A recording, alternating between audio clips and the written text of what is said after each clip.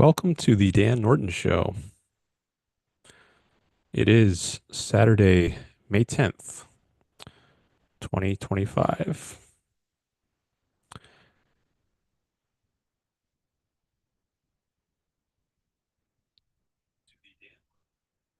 As you can see, I have a new background. Thought it might look a little nicer to try that out.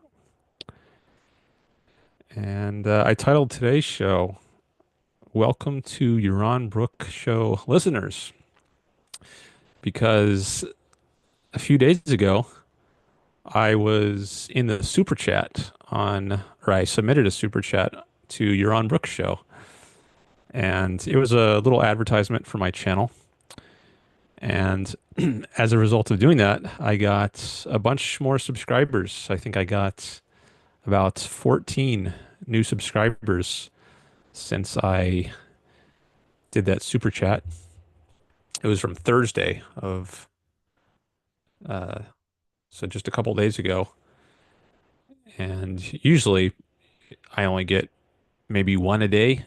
On a good day, I'll get one subscriber. But I got 14 subscribers in the last 2 days. So it definitely helped to go on his show and do my little advertisement. It was just a $20 super chat. And I said, I've got a PhD in philosophy and I studied at the Ayn Rand Institute. And I also have a show that promotes Ayn Rand. I said what my channel was at Dan Norton 1, and I said that I live stream and I take live calls. So it definitely helped to advertise there. Maybe I'll do it some more. I've got some ideas. So anyways, if you are coming here from the Yaron Brook Show, welcome. It's nice to have you here. And if you want to let me know in the chat, if you came here from the Yaron Brook Show, I'd definitely be interested to hear. Oh, I see we got some chats already, including one that mentions Yaron. So Nadal against the herd. He says, hello, Dan. Yaron is also live now. Yes, I saw that. Although he started a couple hours before I did, he, he started at 11 a.m. Pacific, and I didn't want to overlap with him too much in case some of his viewers would be interested in both and they wouldn't have to choose. So I started my show a couple of hours later.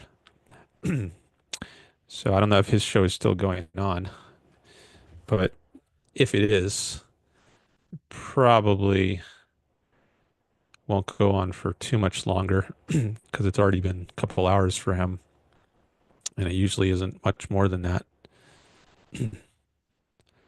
He's got Larry Saltzman on today. Talk about some legal issues. Oh, looks like it just ended. It says streamed 9 seconds ago. All right, well, maybe some of his viewers will come on over to my stream. So, or maybe they're watching later, right? You don't have to watch it live. That's one of the nice things about this platform. You can either watch it live and take advantage of the live chat or live call-ins. So that's one of the advantages to being here live. You can engage with me, and but you can also watch it later. So we got several people here now. So hi Nadal. Thanks for participating in the chat. You say, is this recently your show with him? I didn't notice. Have you posted your podcast with him? I didn't do a show with him. Like I wasn't the guest on his show. I was in the chat on his show, just like you're in the chat on my show right now. And he takes super chats. So I submitted a super chat to his show, and he read it out. Uh, I think it was about hour and 43 minutes or so into his show from Thursday, May 8th. Maybe I can play it on here. You asked for a link. Yeah, let me first put the link in, and then maybe I can actually share my screen and play it. It's only like 20, 23, 25 seconds or so. So that might be fun. All right, I'm going to Yaron's page right now. So this is the show titled New Pope, Columbia U, Harvard, UK Trade, Surgeon General, AOC, Halloween Out. And I'm just going to copy that link and paste it over here. Um, okay, here is the link to the Yaron Brook Show, in which I submitted a super chat.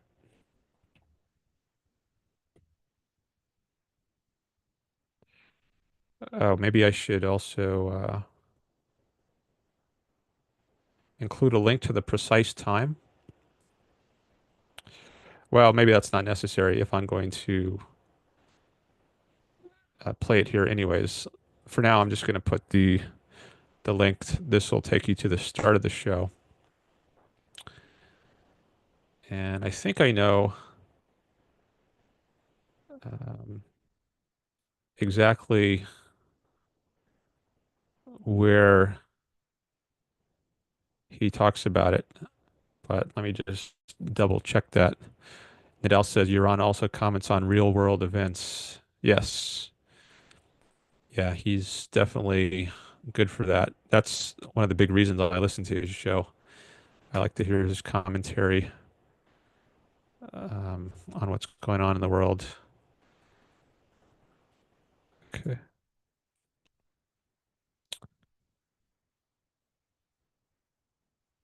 Okay, I found it. So it's at 32, 1:32:10, 1 hours, 32 minutes, and 10 seconds into his show in that link that I just posted. So let me put that in the chat here. Neuron reads my super chat at 1:32:10 in the above link. Okay. Uh, Nadal says, yeah, he talked about Columbia University and the new pope, right? Um, okay, so let me separate this out into its own windows. So when I share, it only shares this um, the tab I want it to share. All right, now I'm going to go into Zoom, select shares, and then choose the right window. Okay, share sounds, and good to go.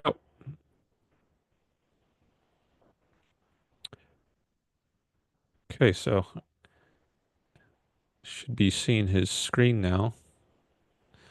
Let me turn up the volume as much as I can.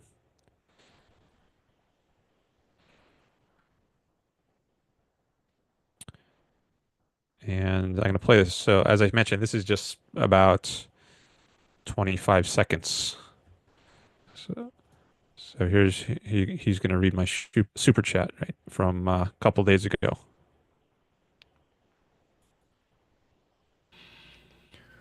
Dan, I have a PhD in philosophy. Dan Norton. I have a PhD in philosophy. I studied at the Ayn Rand Institute. I also have a show on YouTube that promotes Ayn Rand. My channel is at Dan Norton 1. Last name is spelled Norton. I live stream and I take live calls. So Dan paying $20 to advertise on the Yaron Brook Show. All right, so that's it. that was my little 30 seconds or so spot on the Yaron Brook Show super chat for 20 bucks a couple days ago. And as a result of doing that, I got 14 subscribers in the last 2 days, which is much more than I usually get in 2 days. So it definitely helped out. So thanks to Yaron for reading that, and thanks to me for paying for it. Value for value. That's one of the things Yaron likes to say, right? He gives you value by putting on his show, and then you give him some value in return by super chatting, for instance. All right, so I was very pleased with that, and hope I can do more of that kind of thing in the future. All right, so if you're one of the people who found out about me from Huron, welcome to my show. I'd be interested here if you came here from Huron's show. And if you like this stream, I'd appreciate it if you give it a thumbs up, help it in the algorithm, and I definitely appreciate subscribers. All right. Nadal says, he asks, how long have you been an atheist? I've been an atheist, I guess, ever since well, there was a period when I was agnostic in high school for maybe a year or two. But I think before that, I I didn't really have a strong view. It wasn't really an issue I thought about much. I wasn't raised religiously, never went to church. Um, I think there was a Bible sitting around the house somewhere, but it just collected dust. No one ever cracked it open. I actually did crack it open once, I remember, out of curiosity, and I think I maybe read a page or two, but that was the extent of it. And I had my relatives were more religious. My grandmother, in particular, on my mom's side, she was a Baptist, I believe, and um, she went to church regularly, and she would always talk about, she'd be quoting scriptures uh, quite often. Um, so my extended relatives were more religious than my immediate family. So, um, if we had like a family meal with the extended relatives, they might say grace before a meal. But my family, my immediate family, we never did that. So I'd say I grew up in a secular household. Um, I think the only time I went to church was maybe once with my grandmother. Um, so it just wasn't an issue I thought about much. Once I got to high school, I started thinking more about philosophical issues explicitly, like whether there's a God. And I think for a year or two, I was agnostic. I just wasn't sure whether there was or wasn't. Didn't know if there was a way to prove it or not prove it. But and it was shortly after high school, right after I graduated high school, that I read Ayn Rand. And I guess it was shortly after that that I learned about the objectivist view of God, or the issue of whether there's God, and um, uh, what the reasoning is for atheism as opposed to agnosticism. And it made sense to me. So I think from that point, at least, once I discovered objectivism, I was in the atheist camp. So, um, so ever since, I guess that would have been 1997. That's the summer of 1997. That's when I first read Ayn Rand. So almost 28 years ago. Thanks for that question, Nadal. See, right now, you can take advantage of the fact that there are you can ask questions for free, because I don't take super chats right now.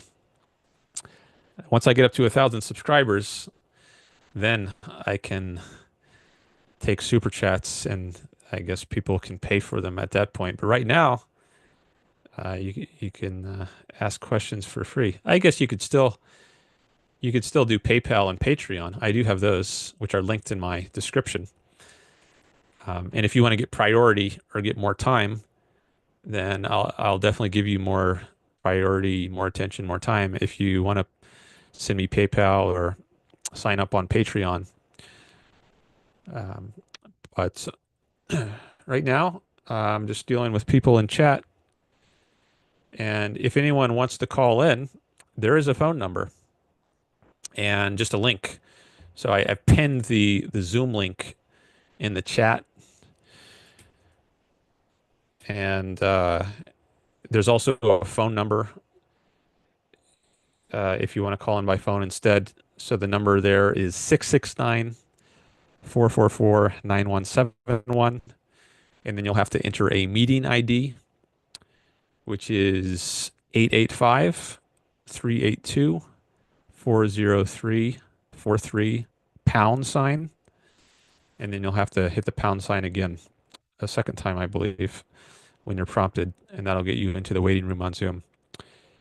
So feel free to call in if you'd like, and I'm flexible on what the topic is. You don't even have to have a topic. It can just be a get to know you conversation. I can interview you, just ask you some questions, get to know my viewers some. You can be anonymous if you want. You don't have to put your video camera on. You can just do audio and choose whatever screen name you want. And I welcome anyone, whatever your level of knowledge is, whether you've been studying Ayn Rand for decades like I have, or whether you're completely new to Ayn Rand, or anything in between. Feel free to call in, and I'm happy to chat some. All right, but anyways, thanks for the engagement in the text chat, especially thanks to Nadal. Looks like so far it's entirely Nadal. Let me see what else Nadal has said here. Okay. I think the next one, oh yeah, he asked the question about how long have I been an atheist? And then after that, he says, what was your religious background? Okay, I think I addressed that too. There was none. So, um, my grandmother was Baptist, I think, so which is some sect of Protestant as opposed to Catholic. Although my grandfather, to whom she was married, so he was Catholic. He was raised Catholic, so I don't know if there was any tension there. But he wasn't as open or vocal about his religion. It was more my grandmother. So, but yeah, I guess there was a Catholic and a Protestant married, but my own parents were not religious and never went to church with me or my brother. Um, didn't really talk about religion when I was growing up. It was only when my more extended family came around that religion would come up sometimes. Okay. And then Nadal says, so what's up? So what's on your mind?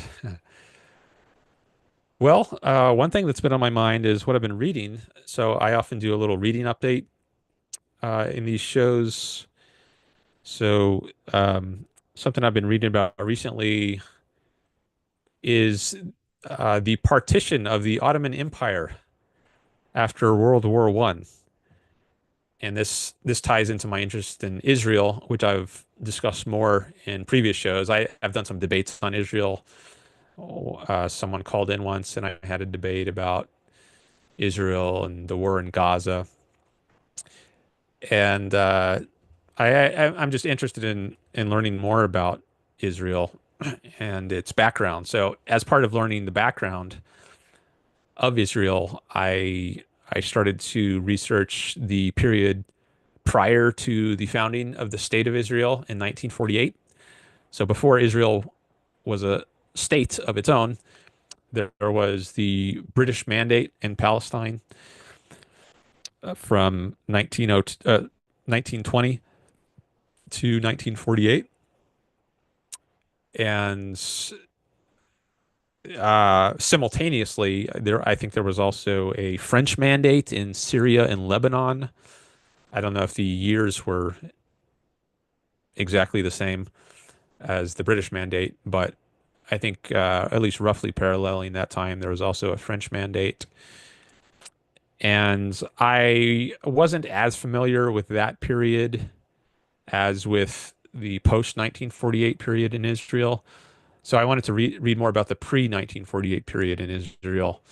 So that had me learning a lot about the um, the breakup of the Ottoman Empire. So before Britain had uh, control in Palestine or the region of Israel, it was controlled by the Ottoman Empire, a Muslim empire whose capital was in Istanbul, I think, or formerly known as Constantinople. And it covered the region of present-day Turkey, as well as Palestine and the Tigris and Euphrates rivers, where Iraq is today. And so over the last few days, I've been reading about how the Ottoman Empire was broken up and all the agreements that were discussed beforehand. So there was a correspondence. I mentioned this briefly at the end of my last stream. There was a correspondence between some Arabs and the British called the McMahon-Hussein correspondence. So the Brits during World War One, the Brits allied with a group of Arabs against the Turks, uh, against the Ottoman Empire, because the Ottoman Empire had joined. They decided to join in on World War One on the side of Germany, which of course was fighting against Britain as well as France and Russia, at least until Russia dropped out of the war due to the Russian Revolution in 1917, right in the middle of or before the end of World War One. But the Ottoman Empire joined in World War One on the side of Germany and against Britain. So um, Britain decided to. There was a like within the Ottoman Empire, there was kind of a rebel group or a group at least that was open to siding with the British against the Ottoman Empire, even though the Arabs in the Hejaz region, that's the western part of the Arabian Peninsula where Mecca and Medina are. There were some Arabs there, which I guess they wanted independence from the Ottoman Empire, and they agreed to join World War One on the side of the British in exchange for being recognized as an independent state after the war, assuming that Britain defeated the Ottoman Empire and its allies, Germany. Assuming Britain won and the Ottoman Empire lost, Britain said, if you help us fight this war against the Ottoman Empire, we will help you or support your independent Arab state. So this independent group of Arabs decided to join in on the British. And this discussion was called between the Brits and the Arabs was called the McMahon-Hussein correspondence, named after the British Foreign Secretary of War, I think. Hugh McMahon maybe was his full name. And then on the Arab side, it was Sharif Hussein. He was the leader of the Arab group. So this became known as the McMahon-Hussein correspondence. But then there was another correspondence, this time between the British and the French. And they came up with what's called the Sykes-Picot Agreement.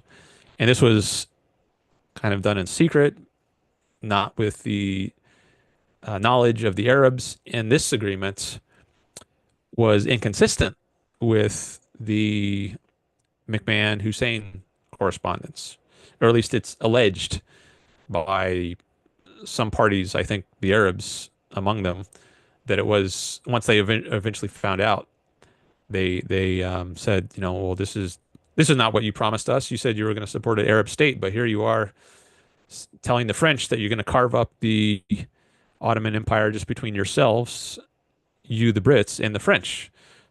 Um, so what happened to your agreement with us? So I think many people see this as a case of double dealing or um, deceptive, dishonest dealings on the part of the British. Like they had promised something to the Arabs, but then behind the Arabs' back, they were negotiating with the French for the same land that they had promised the Arabs. So that's the stage of the agreement that I'm currently reading about. I've almost finished the article on Wikipedia about the Sykes-Picot Agreement. It's quite long. I mean, it took me. I've been reading it for several hours across uh, a couple days at least, and I'm still not done with it. But probably within a day, I'll be finished with that. And then after that, the next article I'm interested in reading is the Balfour Declaration, which I see Nidal just mentioned in the chat. Yeah, so that's the next one. So the timeline is I can actually pull up the notes I was making so I get the dates right. So the McMahon Hussein correspondence that was in 1915 and 1916, and then I think overlapping that was the Sykes-Picot Agreement, but that was the secret treaty or agreement between the French and the British. So that one was discussed between 1915 and 1916. And then the Balfour Declaration, that was the next year, 1917. So the Balfour Declaration is the named after Arthur Balfour, who was the Foreign Secretary of the British, I believe. And that was the first time when a major power endorsed the idea of there being a national home for the Jews in Palestine. So there was a Zionist movement going back into the 19th century, that is the 1800s. In the late 1800s, the Zionist movement got started, and that was a movement for there to eventually be a a country for the Jews because the Jews were facing persecution in Europe, particularly in Russia. And to escape these persecutions, there was a movement called the Zionist movement, which sought to establish a nation for the Jews in the Palestine region.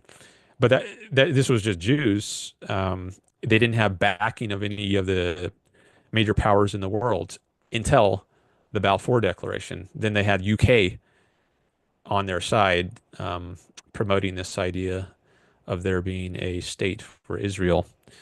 So that's what the Balfour Declaration is about. And that was 1917.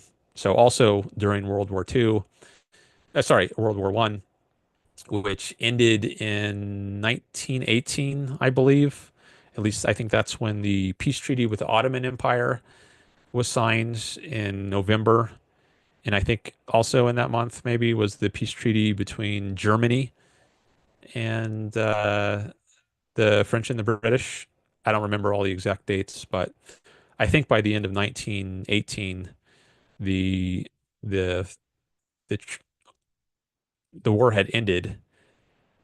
And then there was a conference after the war in 1919 and 1920, the Paris Peace Conference, which I think they were still deciding during that conference what was going to happen, what was going to be the fate of the Ottoman Empire, how it was going to be carved up between the various powers, the French and the British. I think it ended up that there was just for about 4 months there was an Arab state declared by the son of the Hussein, who I mentioned, who was part of that McMahon Hussein correspondence. So Hussein's son, Faisal, he had several sons. and his son Faisal declared a state in the Syria region, I believe, with the capital at Damascus. But that only lasted 4 months, and then it was taken over by the French.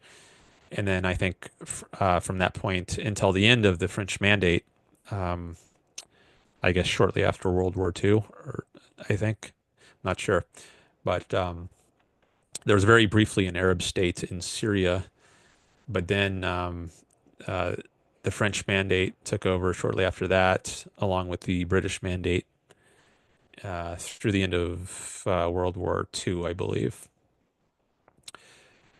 So that is what I have been reading about mostly recently. All right. Well, welcome to the show. If you're just coming by, see, we got several viewers. Still looks like only Nadal in the chat, but happy to have you there engaging. Thanks, Nadal. I just switched it from top chat to live chat because I remembered that sometimes chat messages can be missed if it's on the top chat mode. So I changed it to live chat. Um, but I don't think I missed anything. Oh, maybe I did miss one thing. There's one comment from or one message from Nadal that says that's after the fall of the Roman Empire. I'm not sure what you're referring to there.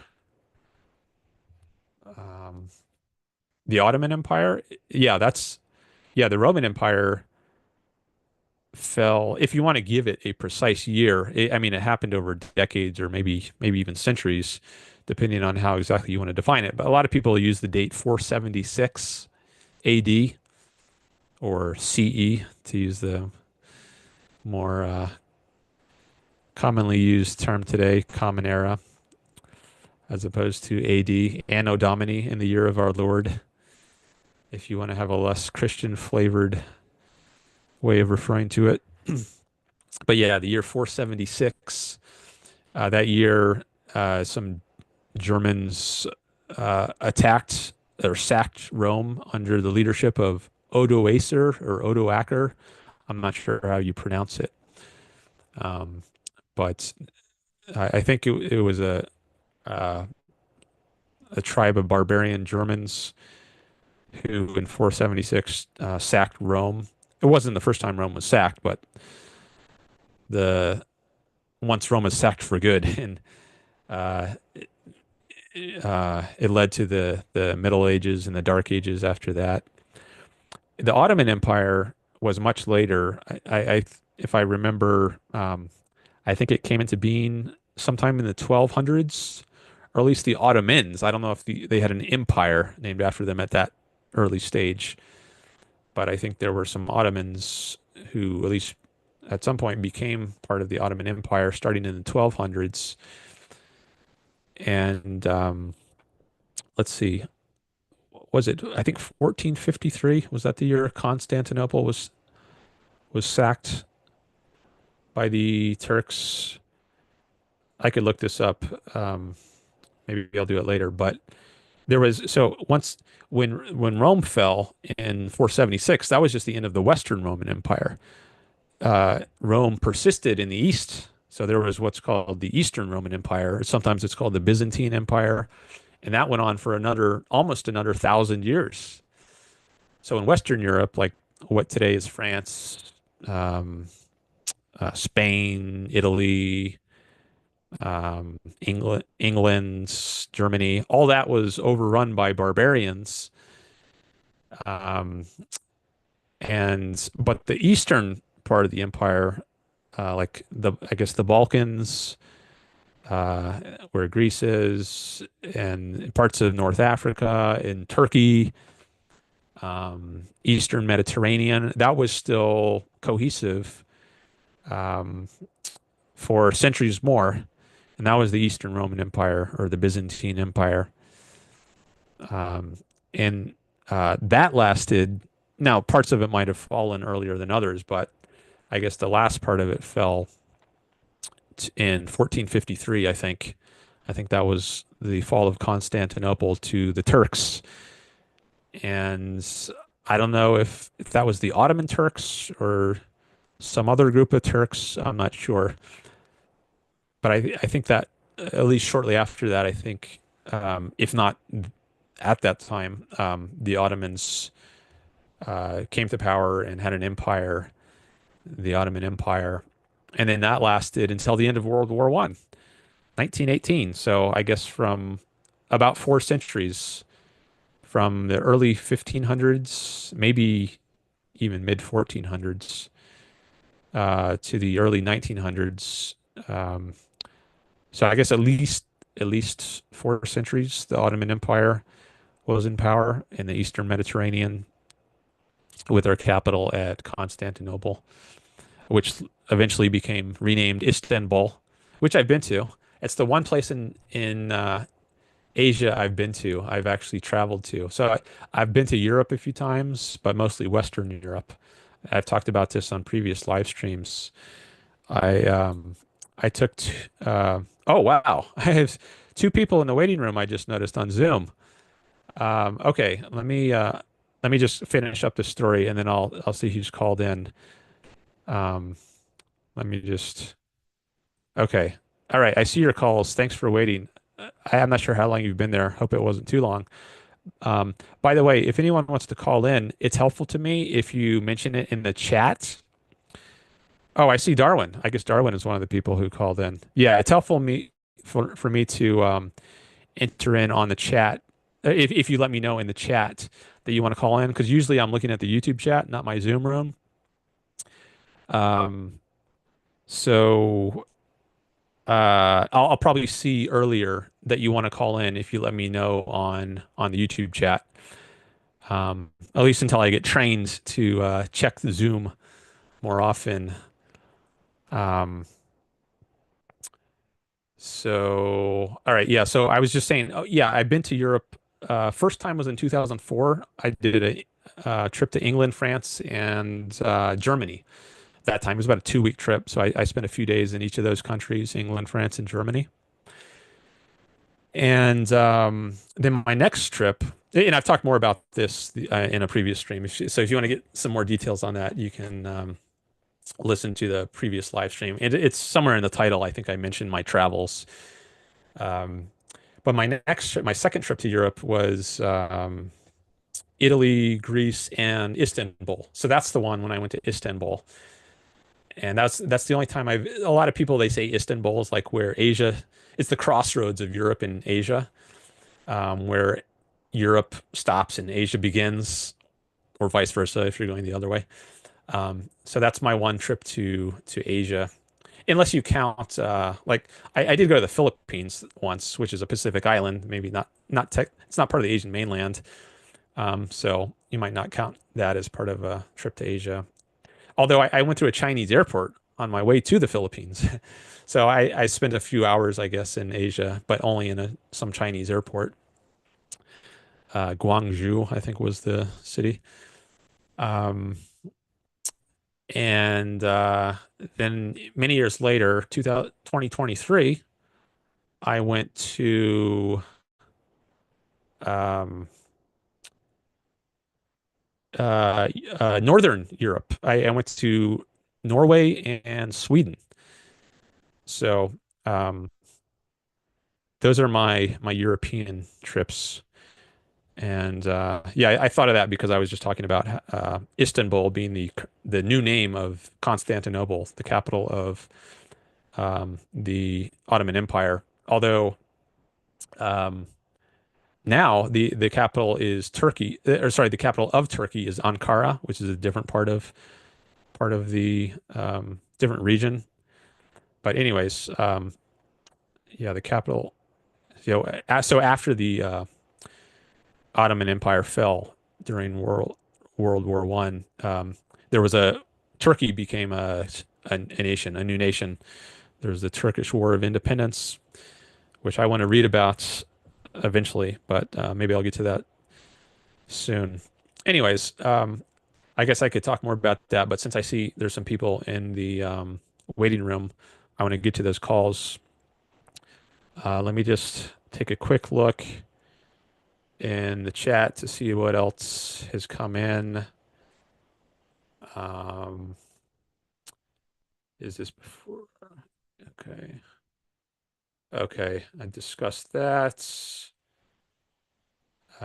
Yeah, so some of these, if I don't have time to get to today, maybe I'll look back at in a previous live stream and say something about them. All right, so Darwin says he's in the waiting room. And let's see what else is in here. Okay, yeah, Ayn Rand fan club, Borid Kanak. I'm also in the waiting room. Okay, I saw you. All right, so Ayn Rand fan club.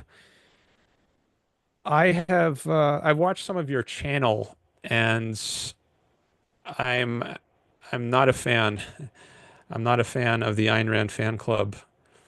Um, I think there's been well, I don't know if I want to go into it, but yeah, I don't think I want to engage, at least not at this point for sure. Um, and I might actually block you. Um, I don't know if I'll do that right now, but yeah, I might do that at some point. But anyways, yeah, I'm not going to engage. Um, okay. Yeah, so let me get to these calls. So there was Darwin and Borid Kanak. I don't know which one was first. Darwin, you've called in before once, so I think I'm going to take the other call first. So thanks for your patience. I hope you can stick around and we can eventually chat. I don't have a hard cutoff here. Um, so usually I go for hour and a half to 2 hours, but it depends partly on how much engagement I have. So, if people are engaging in the chat and um, people are calling in, that might encourage me to stick around longer. But so, oh, Darwin, it looks like Darwin just hung up. Maybe because I said I was going to take Borid's call, and I don't know if Darwin has to go. Um, I don't know if you want to give me an update on what your status is there in the chat. Um, oh, Darwin says, no worries, I got to run. Okay. Well, thanks for coming by, Darwin. I'd be happy to chat another time if you want to call back. I'll probably do another stream on Wednesday. I usually do, as you probably know, Wednesdays and Saturdays around this time. So um, hopefully you can come by another time. All right. Um, Let me take this call from Bored after I take a sip of water.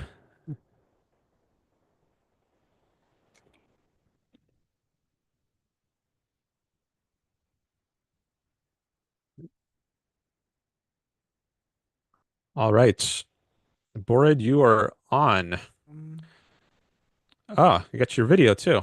hello, hello. Hello. Can you hear me okay? Looks like you're it's going back and forth between muted and unmuted, but right now it's unmuted, so I should. Yes, I can Okay, hear you now. good. All right. Well, welcome to the stream, Bored. I think you're a new viewer, at least to me. I don't recognize you from before, so welcome to the stream. I am, yes. Thank you.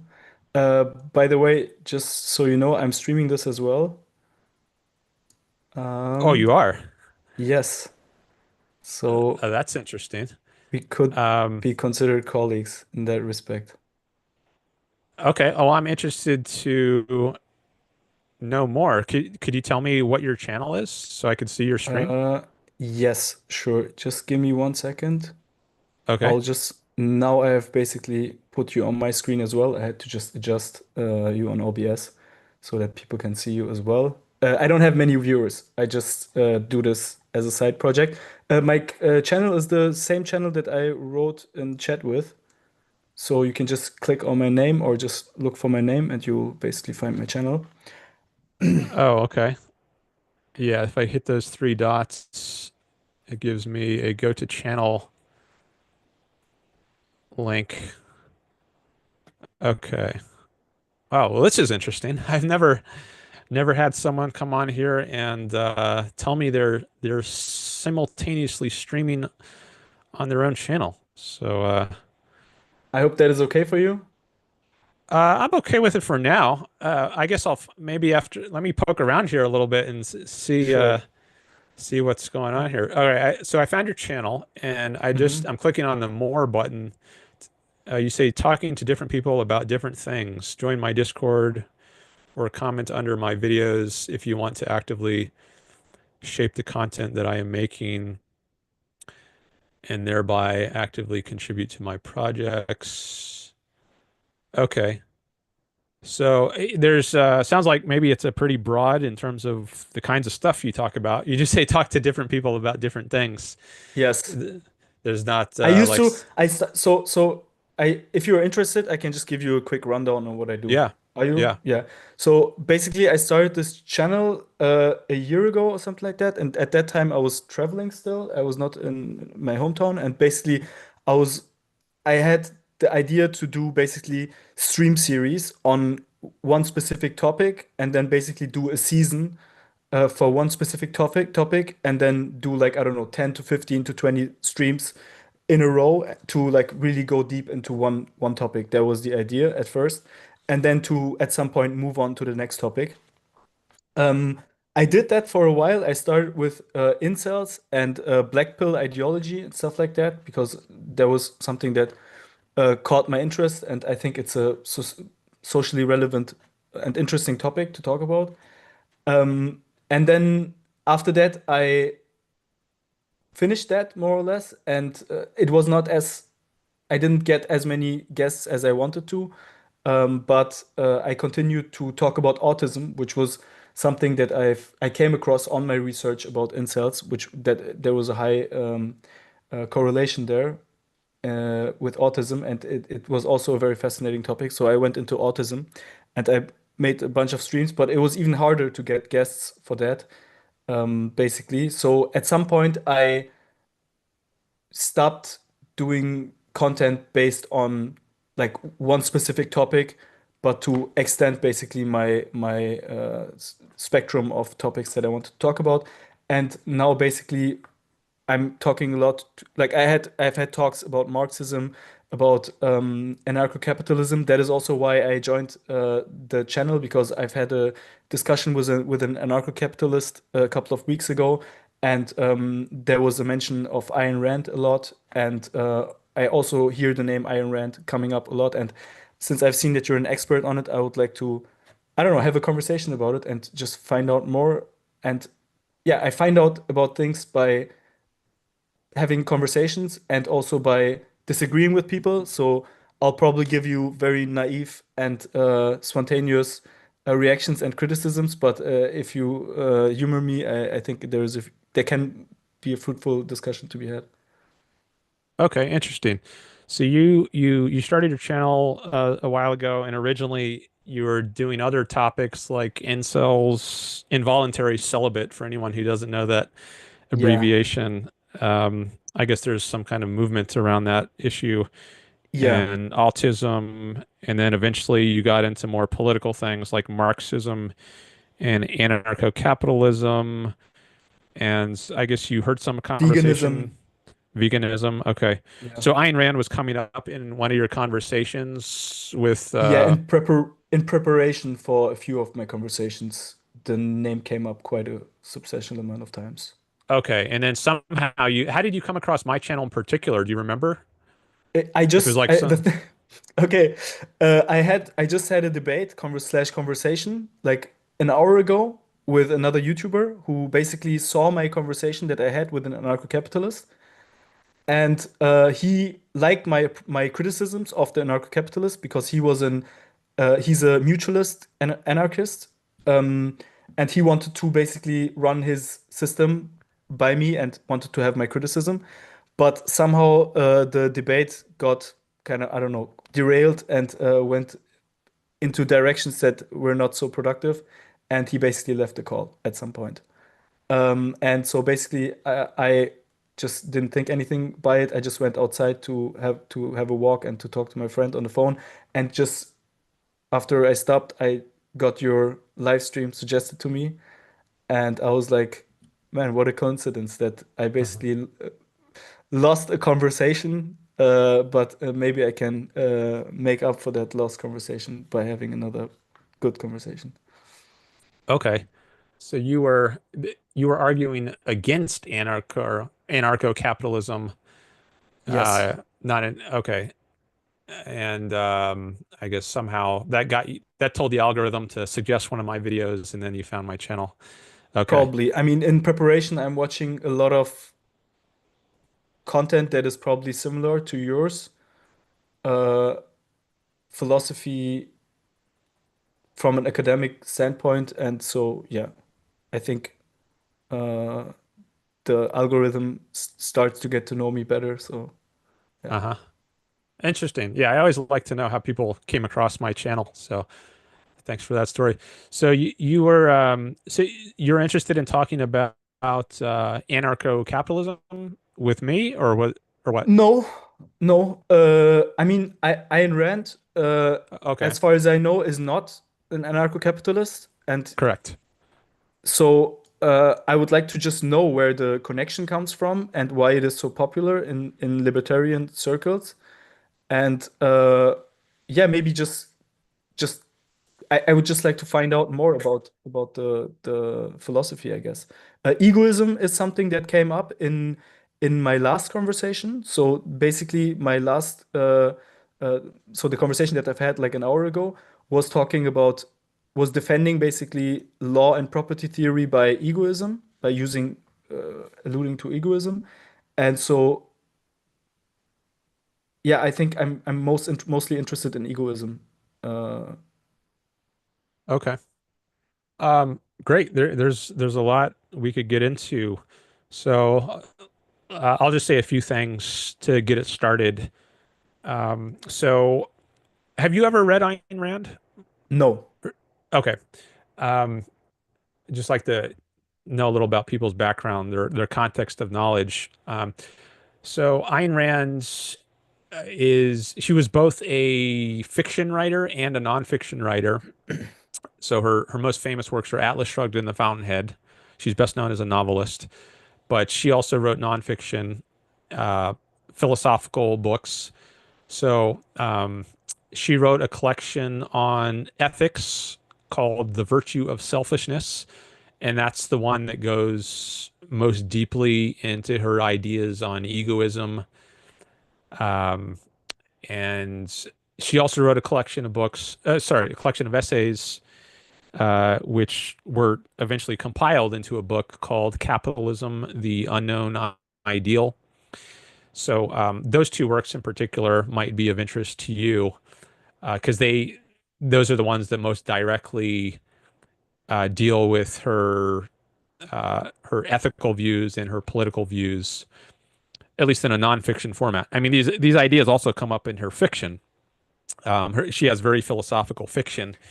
Um, but if you just want a nonfiction treatment of her ideas, those two works are good ones. There's also a lot you can find online. The Ayn Rand Lexicon is a free resource online to learn. You can stick in any words like egoism or capitalism and find some excerpts from Ayn Rand's writings about those subjects or any others like abortion. Um, Sometimes she would comment on current events. Um, but uh, so and I'll say, let me say a bit more before I pause and throw it back to you. So she is in favor of egoism. Sometimes she would call it selfishness. But her view of what it means to be selfish or egoistic is different than the way it's commonly understood. Like often, if someone says somebody is selfish, they mean they're acting like a rude jerk.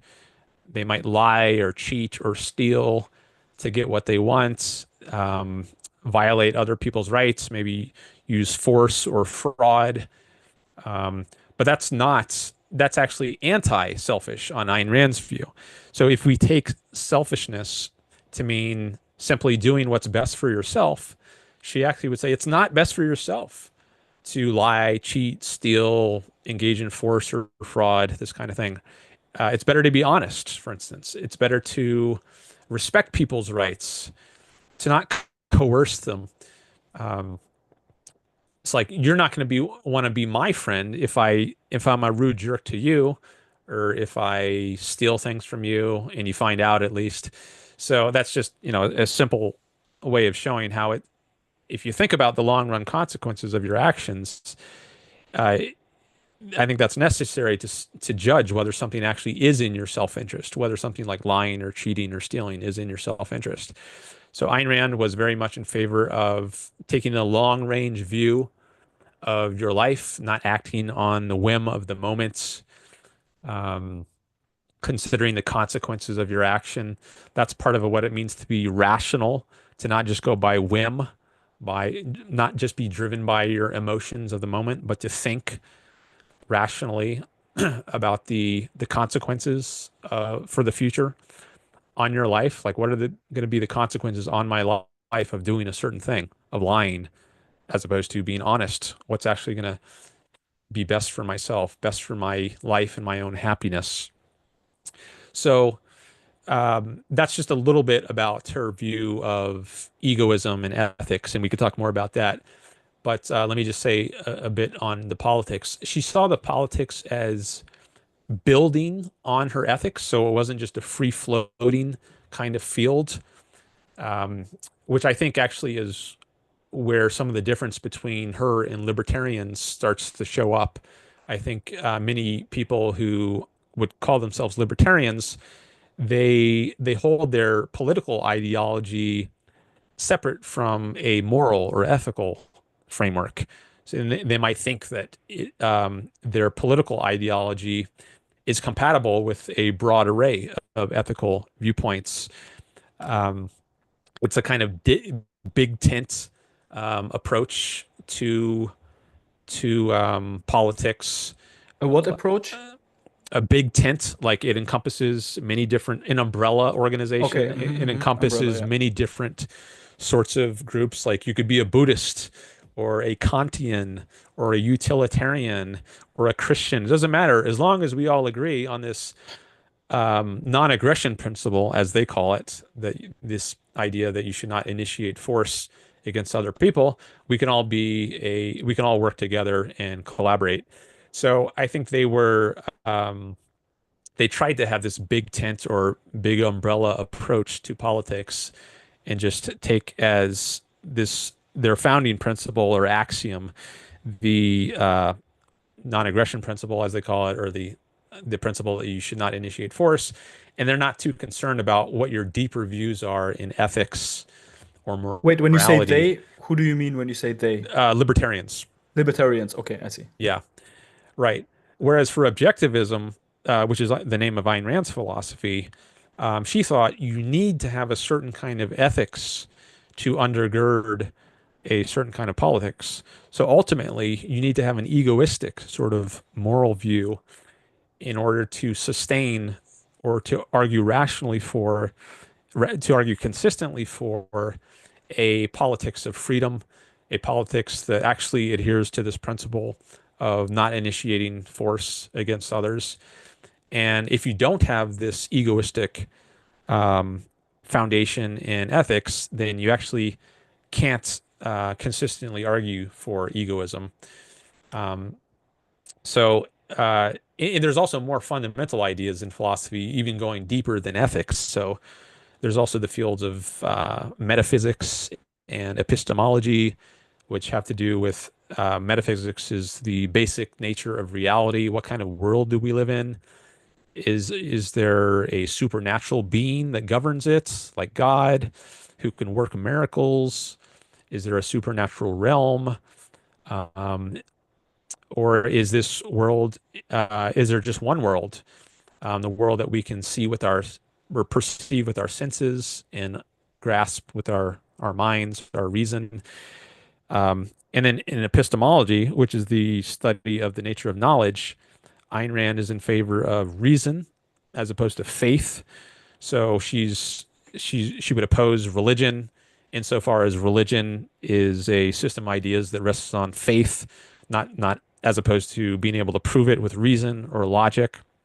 If you don't have those in place, those epistemological and metaphysical foundations in place, then you also can't have the sort of ethics of egoism and politics of individualism and freedom that she advocates. So, unlike the libertarians, she has a entire philosophical framework underlying her political views. Um, Now, one other thing I'll mention that distinguishes her from the libertarians, in addition to having this whole philosophy under her political philosophy, she also has a different political philosophy itself. If we just look at that part I of it, was going to ask that, like, what is the political philosophy that she's advocating? What is the system that she's advocating for? yeah, so she calls it capitalism in some places. But exactly what that means needs to be explained because that I think that's a term like selfishness, which can be understood in ways very contrary to what she had in mind. Like a lot of people will say that today the U.S. has a capitalist system, but she would say no, the U.S. today is not a capitalist system. It's actually a mixed economy, meaning it's a mixture of freedom. There are free elements to it, like we have freedom of speech, for instance, but there's also a lot of coercion. So we're coerced to pay taxes by the state. You'll go to jail if you don't pay taxes. There are many regulations, like minimum wage laws that force employers to pay their employees a certain amount and force employees to accept a certain amount rather than being a matter of their voluntary choice as to how much they will work for. So there are lots of regulations today which are anti-freedom on Rand's view, and so it's and on her view, to be a truly capitalist society, um, there cannot be initiation of force by the government on the people. So the government cannot force people to pay taxes or force them to adhere to certain regulations like minimum wage laws. Rather, people should be free to do whatever they want as long as they're not using coercion, that is, initiating physical force against other people, like by robbing them, raping them, murdering them, that But sort of thing. how is that different from anarcho-capitalism then? Like if she's advocating for capitalism and if she's saying as long as all of these things exist, there is no capitalism, that sounds like she's anarcho-capitalist to me from what Well, you're so you think saying. there should be a government, first of all. So she's not an anarchist. Okay, but what? And Mhm. so So, the but how is the anarchists government? are opposed Yeah. to there being a government or a state, Mhm. or if or they might sometimes talk about competing states, competing governments. But on Ayn Rand's view, there should only be one government which has a monopoly on the use of physical force. There shouldn't be competing governments, which is just like basically But what is tribal the warfare. what is the function then of government? It's to protect individuals from force. So there are basically three functions of governments, according to Ayn Rand. There's a police force, a military, and a court system. So the Mhm. police, they protect you from force of domestic criminals like muggers on the street who might go around and try to hold people up, stick a gun in their face and say, your money or your life. Mhm. Or robbers who break into people's homes. Police function, their proper function is to round those people up, get them off the streets, so that people are no longer subject to force wielders of force, people who go around trying to take other people's property by force or who threaten their persons by force, rapers, for instance. So police deal with domestic users of force, and then the military deals with foreign threats of force. So Sure. people from other countries who would come over and try to enslave our people, conquer them. Um, and then But the courts, which is another way of dealing with force. It's a instead of having to resort to force, people can settle their disputes peacefully in a court. So the court is another way of extracting force from society to make it a more peaceful place. but So wouldn't those are the three functions of government on Ayn Rand's view, and the only three. wouldn't wouldn't they have to impose taxes for that as well? No. And no? So Ayn Rand is in favor of voluntary funding for the government. So, and she wrote an article about this. I think what is it called? Government Financing in a Free Society, which is reprinted in her book, The Virtue of Selfishness. So she talks about various ways you could fund the government without taxes, without coercing people. And I have some videos on my channel about this. One is titled "How to Fund the Government Without Taxes." So, but I can say a little about it right now. For one thing, I think it's important to recognize that the government is going to be much smaller in its function than it is today. So there's not going to be as much need for funding. Like, for instance, we have trillion-dollar programs like Social Security, and we have billion or hundreds of billion dollars programs like Medicare and Medicaid, which right now these are reliant on taxes to support them. There's money taken out of people's paychecks to fund these programs, but these programs would not exist in a capitalist society, which Ayn Rand supports. Retirement is a private issue. You're responsible for funding your own retirement. Maybe set some money aside, maybe invest it in the market if you want, but it's up to you to fund your own retirement. You can't rely on coercing people to fund your retirement. Same with your health care. You might be able to get insurance, but it's going to be private insurance. It's not going to be insurance that you're forced to pay for to the government. So there's not going to be taxes to support that. Um, so there's going to be all kinds of things the government does now. Public education, that's another thing. Tens or hundreds of billions of dollars, which you're not going to have to fund on a capitalist view because education is going to be private. So the government is going to be much, much smaller than it is today. And so you're not going to have to raise the sorts of taxes. You're not going to need to rely on taxes as is done today. Like I don't think you could fund the kind of government we have today on a voluntary system. But if you decrease the size of the government radically, then I think it is more realistic to think that you could fund it without taxes. There could be voluntary funding, donations, for instance, but there are other means. Lotteries is one way that governments could raise money, and actually they do raise money. I think some states run lotteries still, even Yeah, in today. Turkey they do that. They do. Okay, in They did Turkey. that. Is that I where you're think they from? did that. Turkey? Or like my roots are Turkish, but Okay. like not even Turkish, like half Turkish, half Kurdish. Okay. So, but I live in Germany. I was Okay. born and raised in Germany. Okay. So, Uh, yeah, so I was just yeah, going to but mention lottery is one other way you can raise funds without taxes. And then Ayn Rand has a proposal in that article I mentioned having to do with paying the government to enforce contracts. That would be another way the government can raise money. And I've heard other suggestions. But anyways, yeah, I'll stop there and let me see what you want to say now. mhm. So I guess like the I'm having difficulties believing in like the problem that I have, like even if I would believe that but first wait, before I go in there, I have a question. Is this your position or is this Yeah. are you just educating on Ayn Rand? No, I agree with Ayn Rand. Okay, sure. Yeah. So basically I have two major issues with the way you described it. So I think that the fact that so first of all, I'm having difficulties believing that we will get the amount of money that is necessary in this type of system. But I think that's really besides the point. The actual problem that I have with it is that I think that how can basically these institutions be fair and sure to be fair if their paychecks depend on basically people donating. So Bill Gates could easily fund like probably the police force of a couple of countries, but I don't think they're going to be pretty good at enforcing the law for Bill Gates. So that will be, I think, my biggest contention.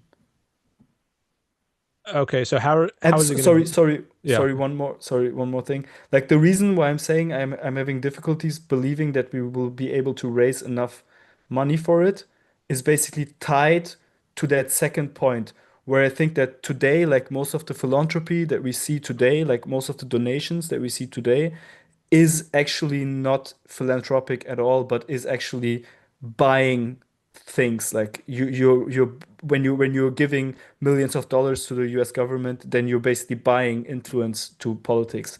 And I don't really believe like I believe in some forms of charity that they're genuinely philanthropic, but I think most of the things that we see, like for example the cuts in US aid that have been done, I think most of these things are coercive instruments to control other countries. Yeah. So basically these are tied to each other. So uh, actual real philanthropic money I think is not enough, and since it will not be enough, it will be like donations that will always want something from that donation. So it will not be a fair court if it's dependent on Bill Gates's money. That would be my contention. And or I guess how would you make sure that this doesn't happen if the whole all control mechanisms are bound to that type of financing? Does that make right. sense?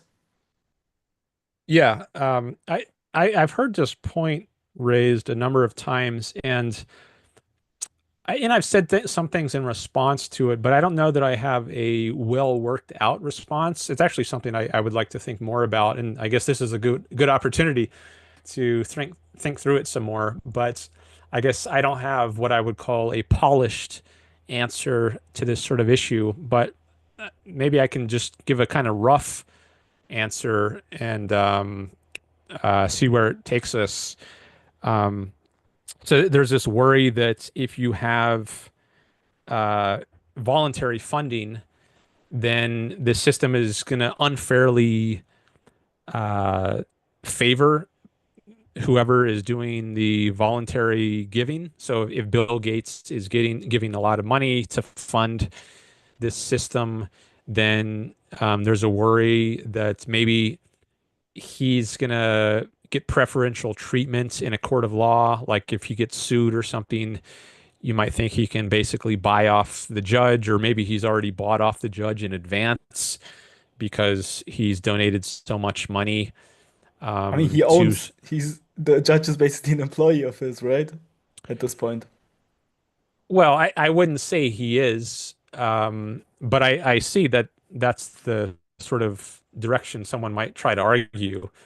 Um, but I guess like there's so here's one thought I've had on this.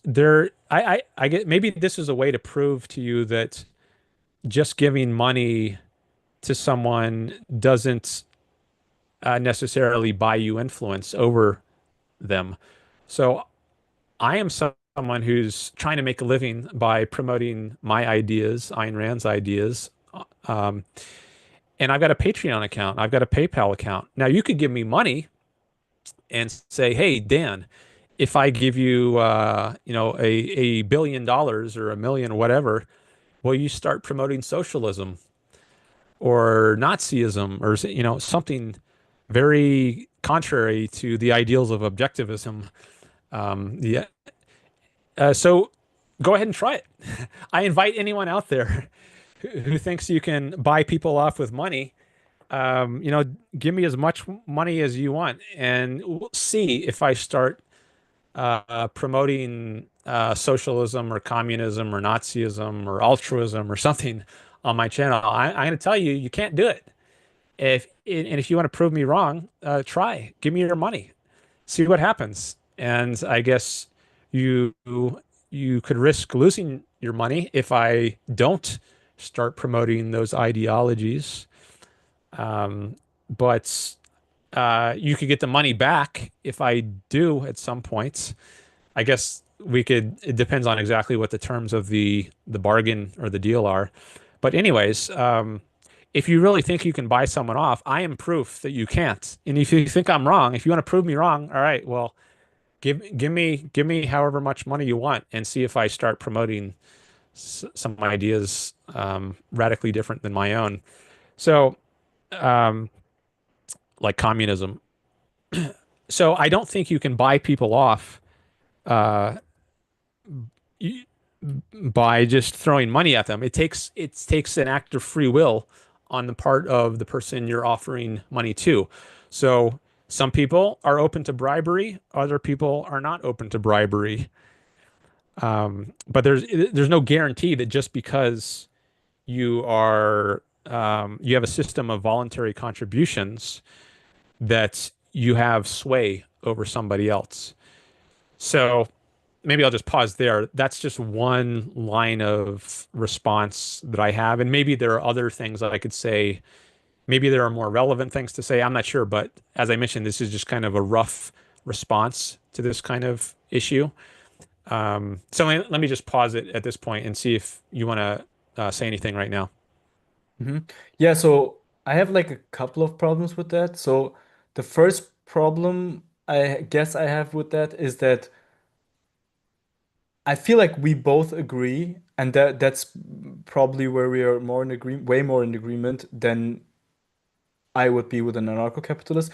We kind of agree that the state having the violence monopoly is extremely important. Is like that is like extremely important to not have to basically have conflict resolution and to also not have a might makes right um, situation.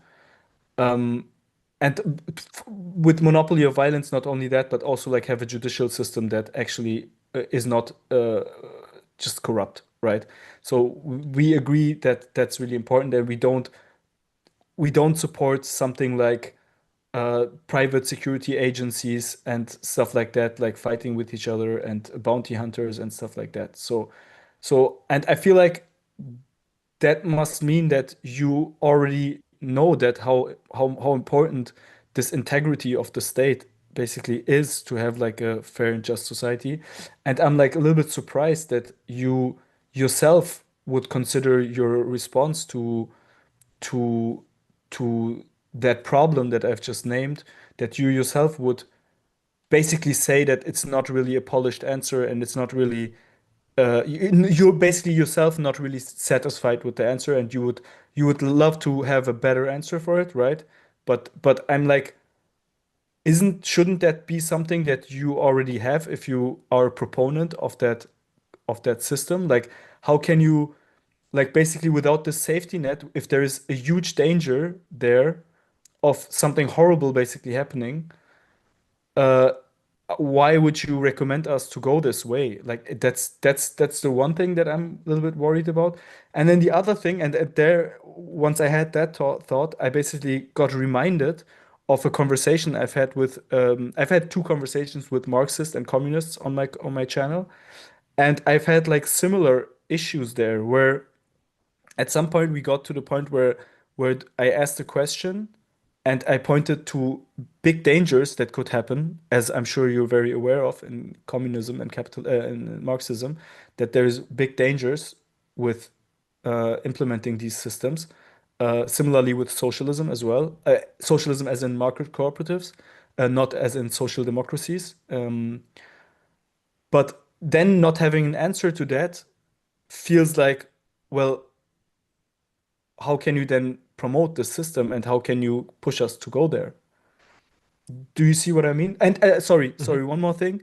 And the reply itself also reminded me of Marxists and communists, where we always end up at a place where it's a question of character that determines whether this horrible outcome will happen or not.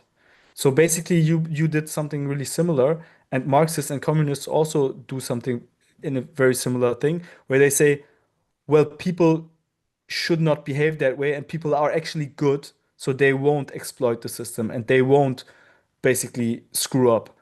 But I think history and also current society is not good enough at this point to warrant us having so much trust and just to hope that they're gonna act morally.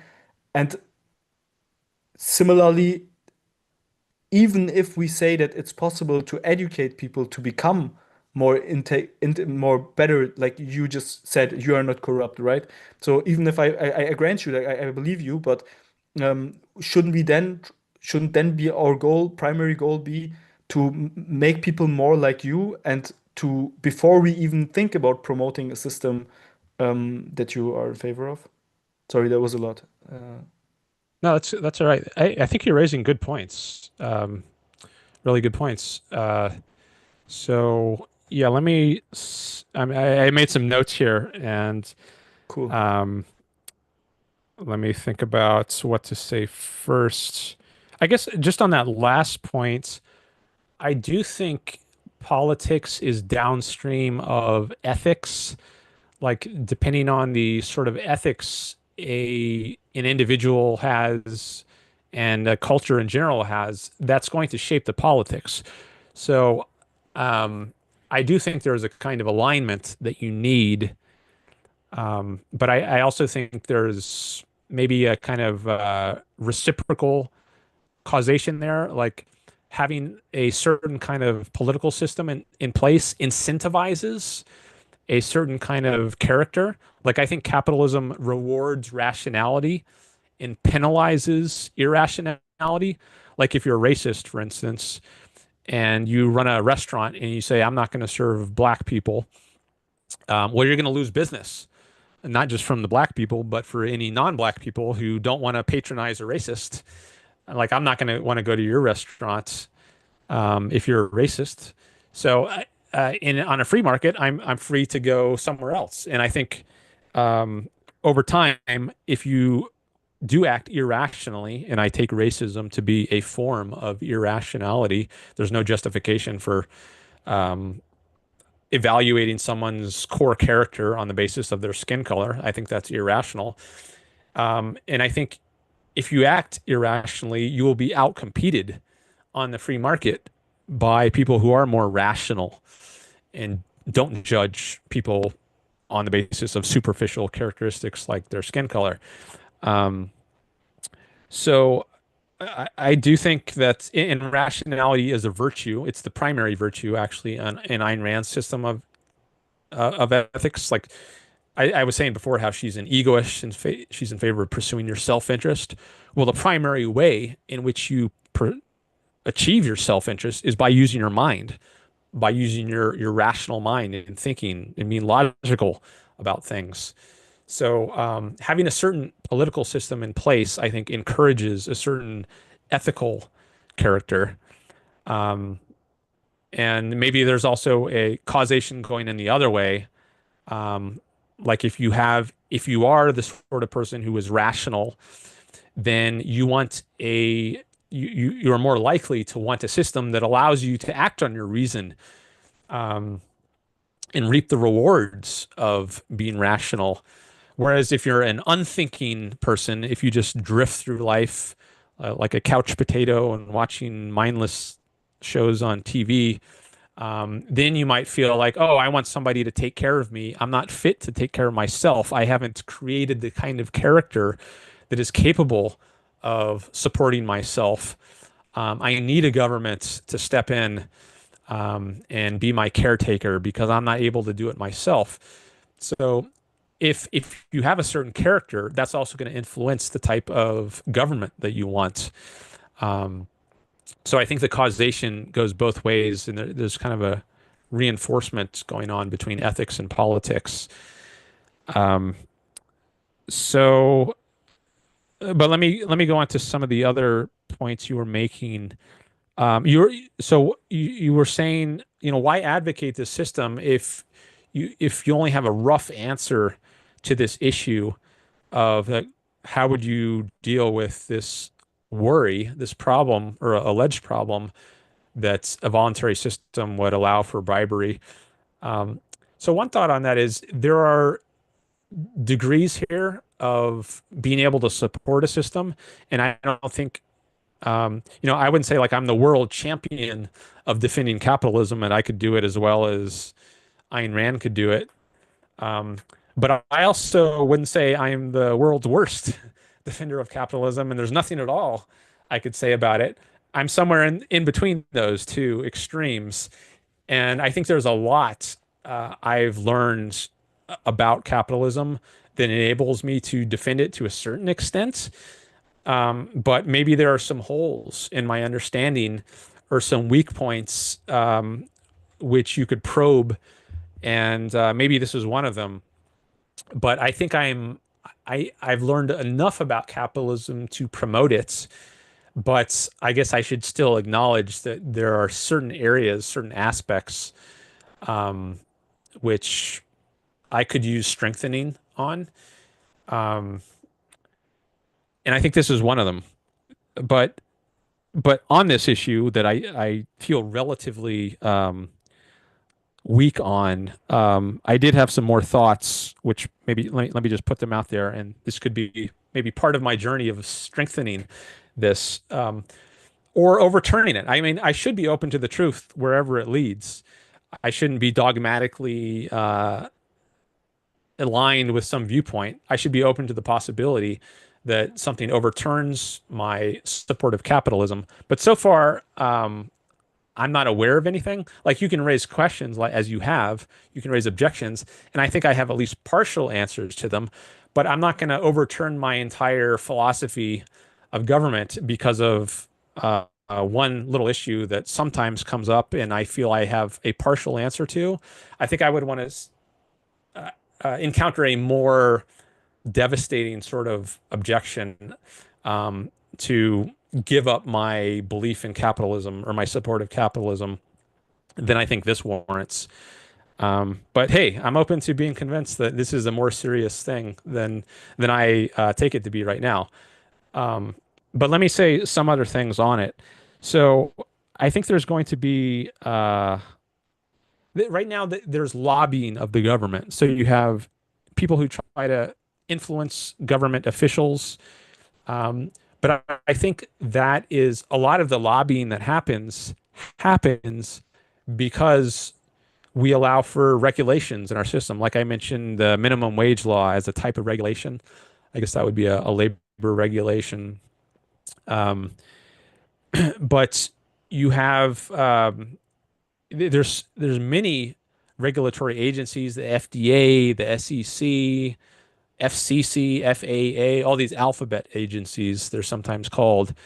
Um, so, in all these people, I think potentially could be bribed.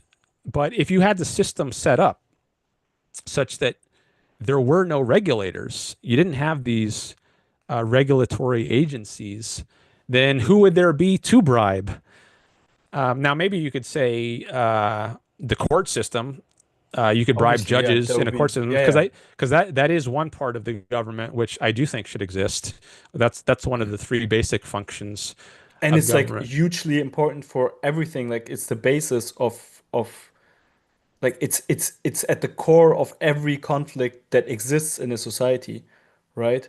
And if someone is able to basically decide that, that makes him king, basically. Then you would have a monarchy. I don't know if you are you in favor, like are you would you be okay with having a monarchy? No, but Okay. Yeah. let me just fill up my water here. Give me 1 minute. I'll be right back. Sure, sure, sure. Okay. This is a really, really cool, nice conversation. Uh, I like it so far a lot. Obviously, we disagree on most stuff, but he's basically answering every question and he's engaging with every objection that I have. That's really cool.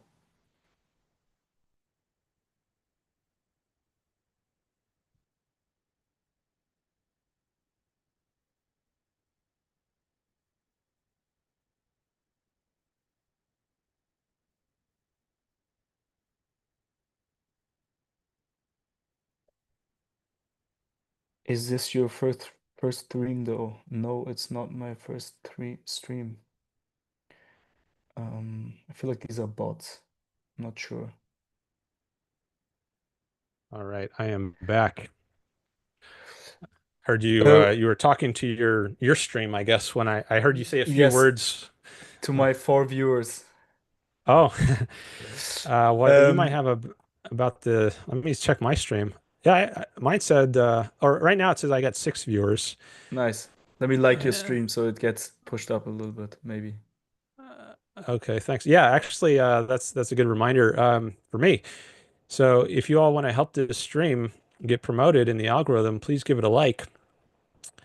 That would definitely be appreciated. And also any subscriptions would definitely be appreciated. And actually, I can put a link. Let me put a link over to your page. Um, I'm looking for the. Oh, do you have a watch page for this? Mm, yeah, so on my channel, there is the link to Kick and Twitch. I stopped streaming to YouTube because I Oh, got a few videos taken down because they were okay. basically, I don't know, it was some black pill videos where I was talking to black pill adjacent people, and apparently some stuff that they said was against TOS, or I don't know. There is not I really see. transparency there, and that's why I stopped streaming on YouTube. I might start again. I don't know. That's Okay. All right. I'll So see. it's not on YouTube, but if anyone wants to see his YouTube channel, K- I guess they can just go to the three dots by his name But and I upload the highlights on YouTube, so okay. I usually don't really cut anything. I have one more thing that I would like to talk to you about, which I didn't get to talk about with the libertarians that I talked to. Um, so basically, I guess the idea why so the problem that I mentioned would be solved if we would basically force everyone to chip in and to basically publicly finance uh, public jurisdiction and enforcement, right? So, but the reason why you don't want to do that is because you're basically violating people's consent that their money would be taken. So, I guess I'm assuming that you would be totally fine with us, me and you, or me, you and a third party, the three of us putting money together and then buying some good, right? You'd be totally fine with that, with us then having like a public like mutually owned, like where we basically public collectively own something. That would be fine for you, right? Because we all agreed basically. Yeah, as long as it's voluntary, I don't have Yeah, a problem. exactly. Exactly. So the problem is like with the voluntariness. And what I'm like thinking is that I think that you also could imagine stuff that would be really, really good for society to have, where it would benefit everyone immensely. That like I've read like a couple long many years ago, 7 years ago or something like that. I read Adam Smith, Wealth of Nations, right? And basically what he's saying is that there is stuff that the market is just not providing, that is still extremely good for all of society, and all of society is profiting from it. And he's saying that school is one of these things, right? So something like giving free education to everyone is uh, is beneficial to all of society. Like to for every employer, it's really really good that the people that he's employing are able to read, right? It's like dropping the cost of having someone that can read immensely. Like it's just objectively good for everyone, but it's not there's not really an incentive for someone to educate everyone, right? So that's can you at least imagine scenarios where we would have something like law enforcement that would be extremely beneficial for society, maybe not as important as law enforcement, but maybe something else that would not be that we could not be able to fund with donations or any other thing, right? Could, can you can you conceive of that, or do you think like that is always possible to fund it with donations? I think it's always possible to fund it with by voluntary means, including donations, but there could also be other voluntary means like lotteries, for instance. So, so you don't think that there is any scenario in which we could find something like, for example, education for free for everyone? Uh, I, so education, I think it's like food. I mean, it's clearly a good thing to have, at least to some level. I don't think there's a reason everyone needs to spend 30 years in school and get 5 PhDs or something, but have a basic level Sure. of reading and writing and knowledge of mathematics, how to add and subtract. Sure, I mean, it's so clearly a value to people just as food is a value to people, but we don't need the government to force people to fund some food program. People will voluntarily have markets for food. They will produce food. They will sell food because they can make a profit on it. And I think the same thing is true of education. There's going to be a market for education. Now, there could be different levels of quality, just like for food. You could go to a five-star restaurant and eat super expensive, or you could buy, ramen noodles for 20 cents and eat much more cheaply, and then everything in between. But there's going to be some education for everybody. And I mean, lots of education you can even get for free just going on the internet. I mean, right now, I spend a ton of time just reading Wikipedia articles online, which is But I mean, entirely free. And I think it you actually is needed quite good someone quality. to teach you reading, right? I would Um, argue you that you might, children need yeah, but education. I mean, well, there could be if we're talking about technology in the future, maybe there will be AI which could help teach kids how to read. Maybe it already is in some ways. I don't know. But even if we set that aside, even if you do need a human teacher, I think there will be plenty of demand for that to create a market at different levels. Again, you might have Yeah, super awesome teachers and then, more amateur teachers, but there's going to be teachers for and you everybody. don't think that anyone will be left out of No, I don't that? think so. Not if So, you have a free market. the way, okay, interesting. But there is already that's already happening right now, right? We don't Like have a there is free market, countries. and nowhere I mean, has a let free me. market. That seems like yeah, that seems like again like an argument that a communist would do, where they say when we point to like socialist countries and we say, look, these countries are socialist, and look how it's going there, look what's happening there, they would always say that's not socialism, that's not communism. And I feel like when we look at right now, when we look at countries that have higher, like less state, like smaller state countries, we definitely do have like let me just give you a really easy example. For example, for in Turkey we have way more privatized a way more privatized education system, where basically children go to school in the from 8 till noon, right? And then after school basically they go to a private school, and just in order to get their basic education, like 95% of people have to go to these private schools to just to be able to finish high school. Basically they are reliant to going to these expensive private schools, otherwise they will not probably not make it. It's very, very low percentage of people that make it without these private schools, because like the education system has been basically shrunk down so much that in favor of these private schools, that basically now everyone has to pay, and not everyone can afford it, right? And you can of course say, yeah, but it's not really completely free market and blah blah. But we see like with smaller state, it seems to be that people are being left out. And you could say, yeah, because it's not completely free. But it seems like right now, as we what we see is that in countries with a bigger state, we see that every child gets the basic education that they need to start life. Um, and same thing with and the opposite in countries where it's really shrunk down.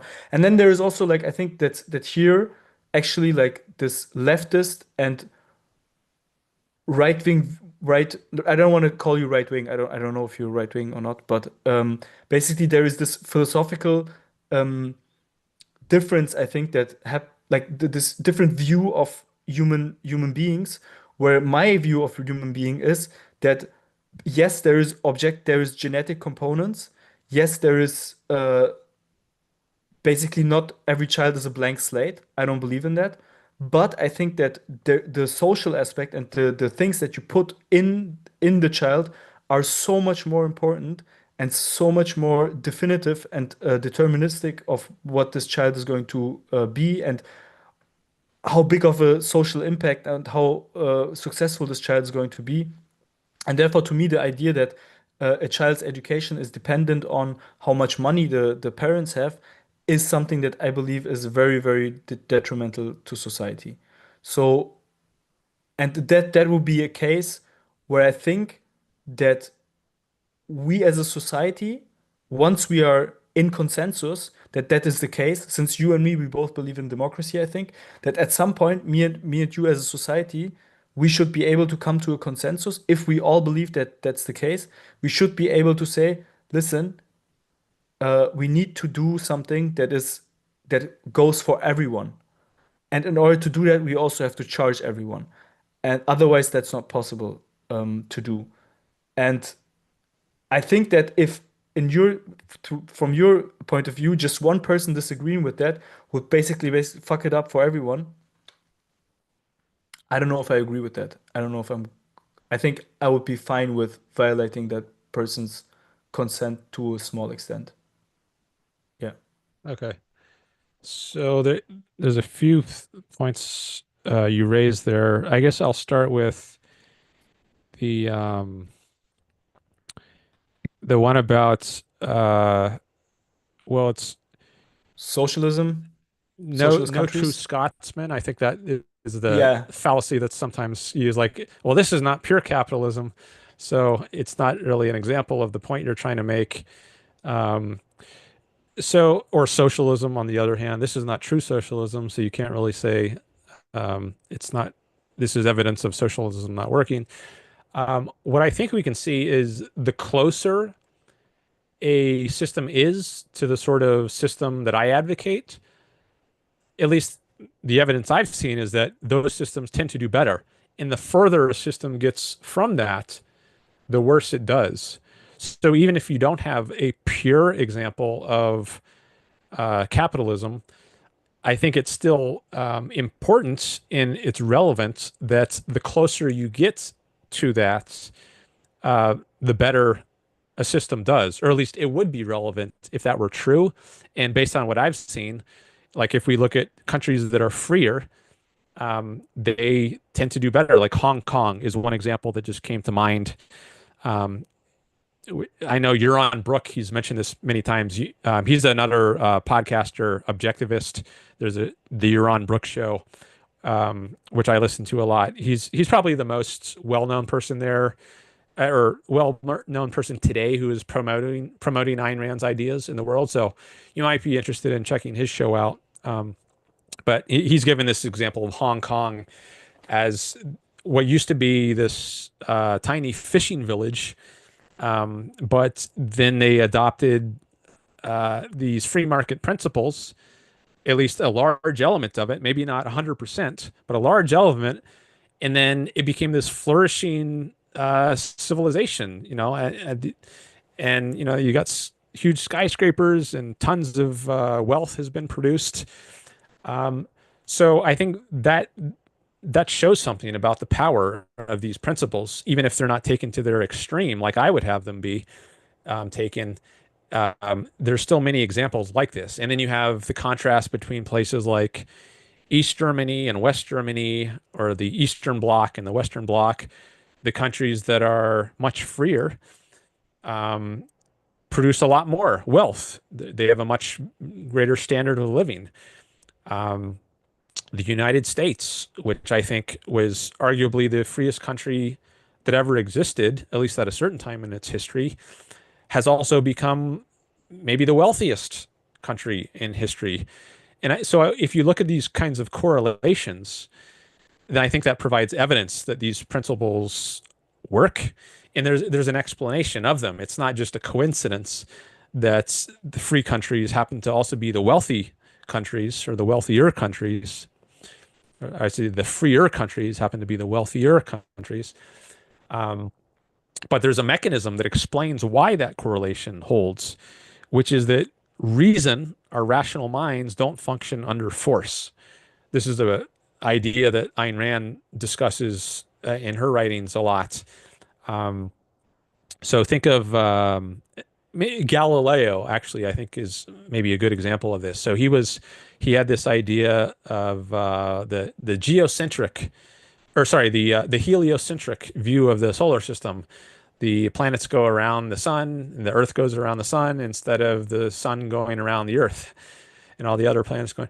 And I mean, he didn't originate this, but he was one of the main proponents of it. But he was put under house arrest by the Catholic Church, or at least the Catholic Church had a hand in putting him under house arrest. And what does that do to the progress of science, which you need to create the technology, which you need to create the wealth of our civilization? If you have a theocratic religious society which stifles thought, which stifles reasoning, and says we will burn heretics at the stake, and if you don't believe whatever is written in this holy book, even if it says that the sun goes around the earth, then you can be thrown in jail or killed. That's stifling. That's not good for the progress of science. For reason to function and discover all the knowledge that we have, it has to be free from force. I guess you could, or at least for you to, I mean, this ties into the issue of egoism also. Like, you might think, well, I'm free to think even if I'm put in a jail cell. Maybe I can read books in jail. I can read Galileo's books about the heliocentric view of the universe, and I can study Copernicus and all this other stuff. But you can't act on any of this knowledge if you're under threat of force. Like if you're confined in a jail cell, you can't use this knowledge No, to I do absolutely anything. agree. I So 100% agree. in order to benefit from the use of your rational mind, you also need political freedom. You need to be able to act on that. Maybe you write a book and make a bunch of money off it if you publish this theory, this heliocentric theory, or maybe you want to create some invention, the light bulb. Thomas Edison, he can patent some invention he has, and then he can benefit from that. He can make lots of money off of it.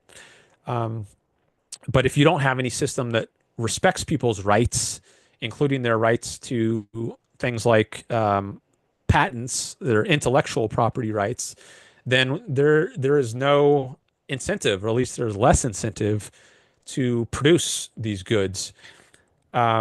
So if you have a system that protects people's property rights, that is their rights to the property that they have produced, that they've earned, not property, as opposed to things they've stolen from someone. Like if I'm a farmer and I put in all this effort to planting crops and then harvesting the crops, that takes a lot of work.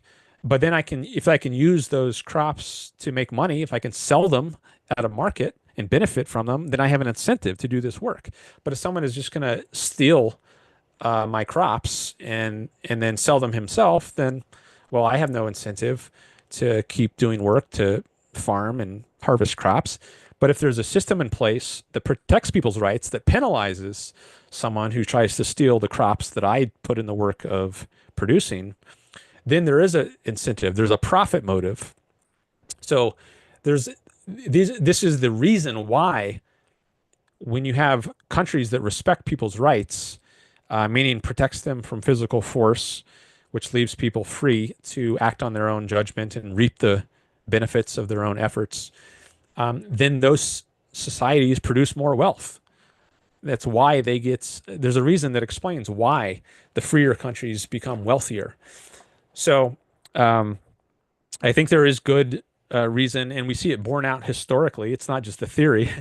If we actually look in history at the countries that are freer, they are also more prosperous economically. It's not an accident. So I said a lot there, but and I have some more thoughts that I can make, but let me pause there and see if you want to say anything. Oh, you're muted. You're muted. I think it's good that you stop there because I have direct answers to that specific point. So I think so. I would like to answer on two levels. So one level, it might have seemed like my argument has been a utilitarian one, where I'm trying to maximize like basically the success of a state by giving education to every child.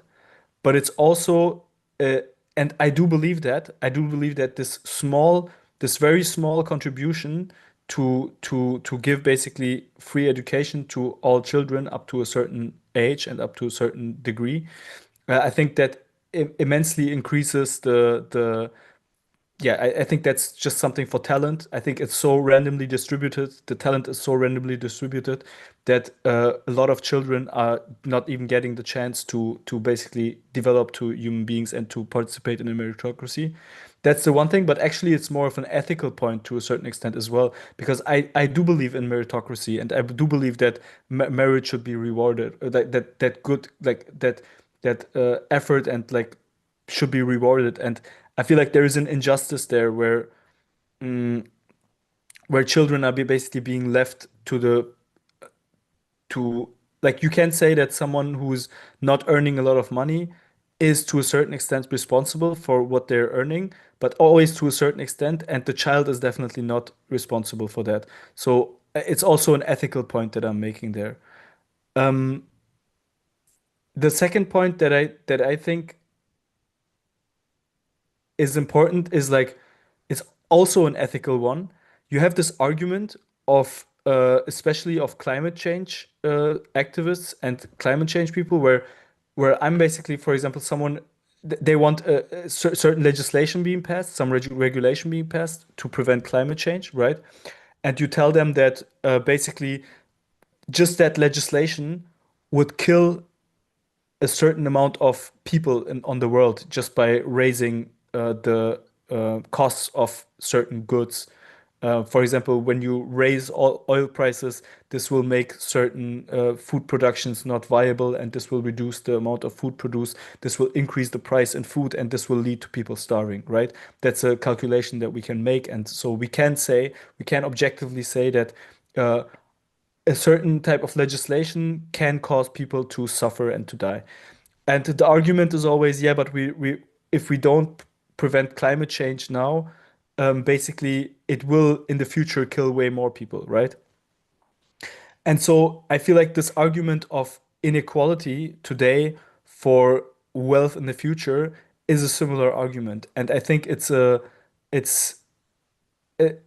think it's dangerous, and I think it's also not ethical. Like it's this making this calculation of lives today versus lives in the future.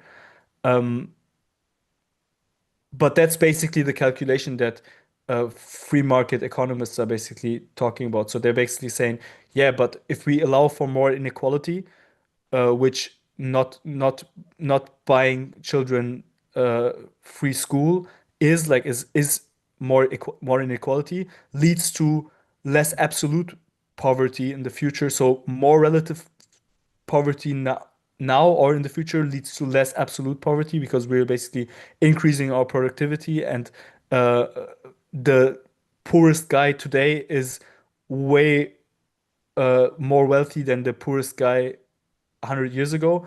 So that's a win, right? But it's the same type of logic of we're basically sacrificing people today for lives in the future. And I don't know, I have an ethical problem with that to certain. I do get where it's coming from, but I I I think it's dangerous, and it's I'm also not feeling very comfortable with it ethically. In terms of like what free market economies being way more productive and being way more powerful, I agree. I definitely agree. In the same sense that a car that just goes straight is faster than a car that is being steered, right? You always have some loss of um, you always have some loss of speed there when you're basically steering the vehicle. But I think, and I absolutely disagree with like planned economies. I don't think it's possible or good to do.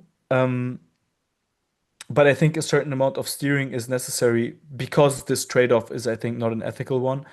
And also because I think I mean, when we're talking about growth and when we're talking about success, we're mainly talking about like technological success and the increase in power that we have over nature, right? That's basically what we're talking about. And when we look at the amount of destruction we're already able to do, um, I don't know if just going forward without any steering at all is the best thing to do. I think we're already on the edge of self-destruction.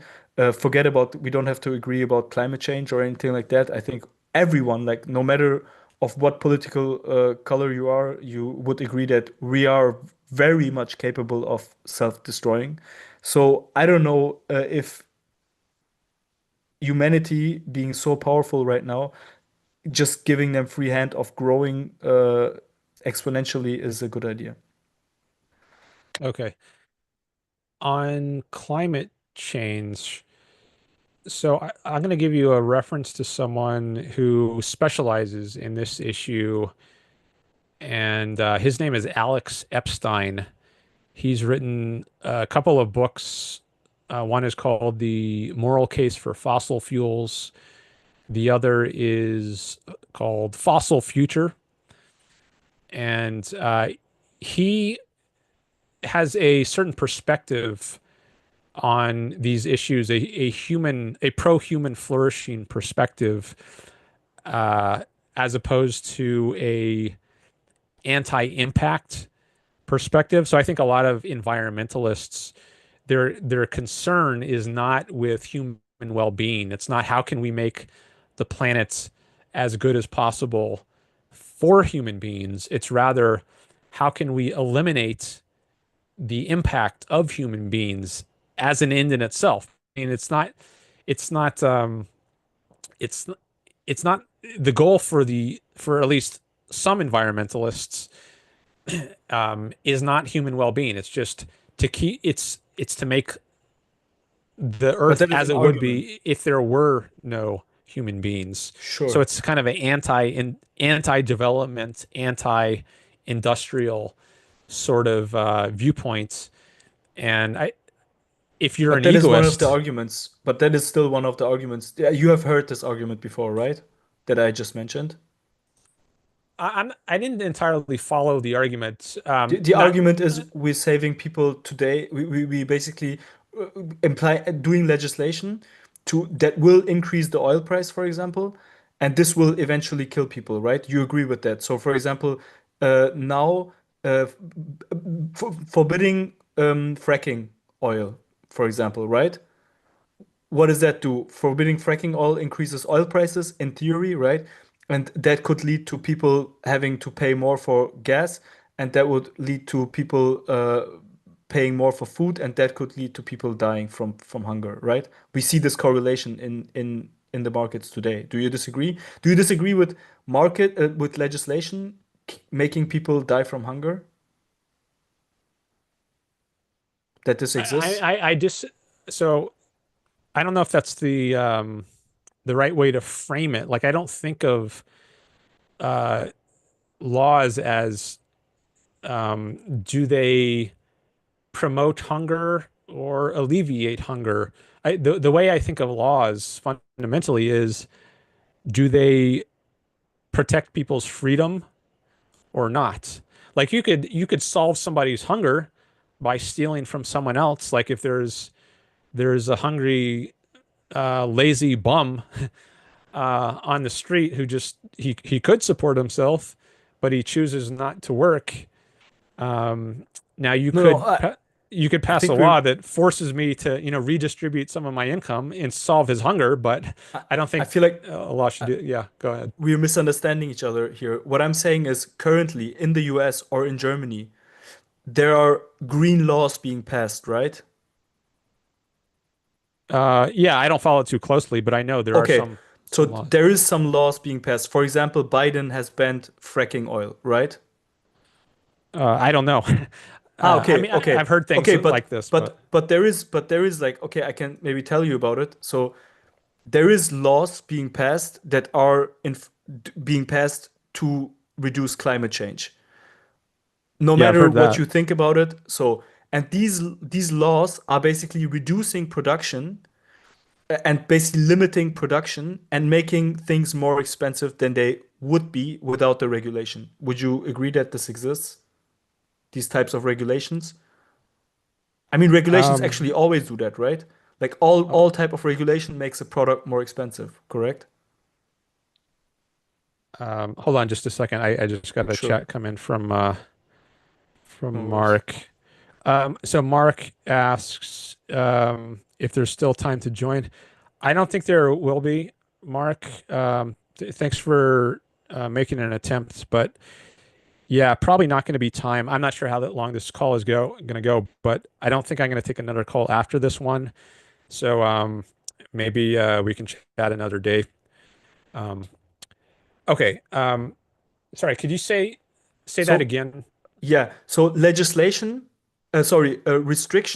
on production always make a good more expensive. Restrictions on production make a good more expensive. Yeah, I mean, at least in a general way, yeah, if you Yes. reduce you So reduce supply, then the price will go up. exactly. And if we now look at, for example, green legislation being passed, like in order to prevent climate change, for example, fracking oil Yeah. being banned, that leads to the good being more expensive. And it has trickle down effects to, for example, food production. And Yeah. we always have the effect. You can see that, for example, when at the beginning of the Ukraine war, food got so expensive for a certain amount of time that a lot of people on in the world actually died from hunger. Okay? So we don't have to go that far, but there is some suffering on people that are on the extreme lower end of poverty. Some suffering is going to be caused to these people and actually to all of us, all of society. But these legislations are being passed, these green legislations are being passed, and this causes immense amount of suffering for a lot of people today, right? And when I, for example, argue for that, the response that I'm getting from, for example, climate activists is that, yeah, but we are saving lives in the future. People today Mm, die of hunger because of me banning fracking oil, but I am saving people in the future I see. who would die from catastrophes, etc. And I think I understand the argument, I understand the point, but I think it's a dangerous point to make, and I think it is ethically problematic to just say, yeah, fuck the people today. I have to save a bunch of people in the future. The first problem is we don't know how good you are in determining what in the future is going to happen, and the second problem is you're basically doing the trolley problem. I don't know how good of a calculation that is to just put like the people that are living today, their suffering to and to weigh it against the people in the future. And I feel like with capitalism, it's the same same type of argument where you say, yeah, today people suffer from inequality, but the poorest people today are going to be way more the poorest person in 100 years is going to be way more wealthy in absolute terms than the poorest person today, and that justifies me treating the poor person basically shit. Oh, so you think the you're saying that like the justification of capitalism now is that it's going to be better for people in the future. Yeah, so what you basically said is that the nation becomes better the less free it is, the more inequality is, and it seems to be that way. Like it's don't get me wrong, I don't disagree with that. Like when you look at, for example, China, China makes inequality rise up, like makes the market more free, and inequality rises, but absolute poverty, hundreds of millions of people are being lifted out of absolute poverty, right? But relative poverty is way higher because like there is multimillionaires and billionaires popping up out of nowhere in China in the last like 50 to 60 years, right? So absolute poverty goes up, but so relative poverty goes up, but absolute poverty plummets basically in China, right? Yeah, I don't care about relative inequality. I don't think that is a problem. I guess in a way it can be good in that it could be a sign that people are being rewarded, maybe not a perfect correlation, but some kind of correlation. Like if you're Bill Gates, for example, and you are a business genius and you create this amazing product, or you're Steve Jobs with the iPhone, you create this awesome product, well, and you get rewarded awesomely, you become a billionaire. Well, I say, well deserved. Good job. Good on you. I'm happy for you.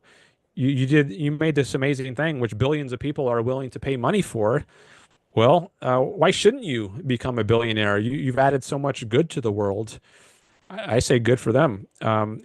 And it's not like they didn't steal that from anyone. They're not robber barons. I think that's a smear, which is often used of uh, business heroes who have done amazing things, great things. Rather, these are relationships of trade. They produce some value, which benefits others, and then Sure. others, they voluntarily give their money because their lives are made better by using the product. So it's a win-win kind of transaction. And the inequality that results, I think, it's a healthy thing. It's not a bad thing. I agree. But what you basically you made two arguments why we should not tax basically, right? The first argument you made is an ethical one where you say, okay, it is not ethical to take money to force people to pay taxes, right? That's the first one. And then the second one is that you think that also the societies that don't tax and that basically the more libertarian a society becomes, the more successful it is and the better it gets and the life standard, the standard of living increases, right? That was the second argument that you made. So you made basically made the case for libertarian societies on two levels. Am I getting this correct? Well, just first on the word libertarian, I don't use that Oh, word sorry. for my view because they're often associated with anarchism, which I Ah, okay. reject, Sure, or at least I sure. don't I agree. support. Yeah, But we can use the term capitalism or free market. Like sure. the more capitalists or Like for me, because for me, like capitalism is also social democracy is also capitalist to me. But like well, because it has a free market, but yeah, obviously it's varying if it degrees, I has guess. taxes or regulations, I would say Yeah, it's it not a has. free Yeah. market. Yeah. Okay. So for that reason, Okay. so the way I understand Sure. capitalism, there is no initiation of force, which means there's no government that forces people to pay taxes Yeah. or forces people by regulations that they have to abide by. So if it has those things, I wouldn't call it capitalist. Yeah. I Um, have I have one more question. yeah, Just one quick thing. So you said lotteries, right?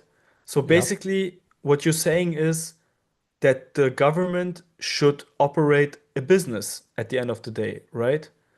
So you're basically telling the government to operate a business and to make a profit from that business and to use that profit for the things that it needs. For example, law enforcement, right? I wouldn't call it a business. I mean, maybe in a loose sense of that word, you could say government is in the business of protecting people from force.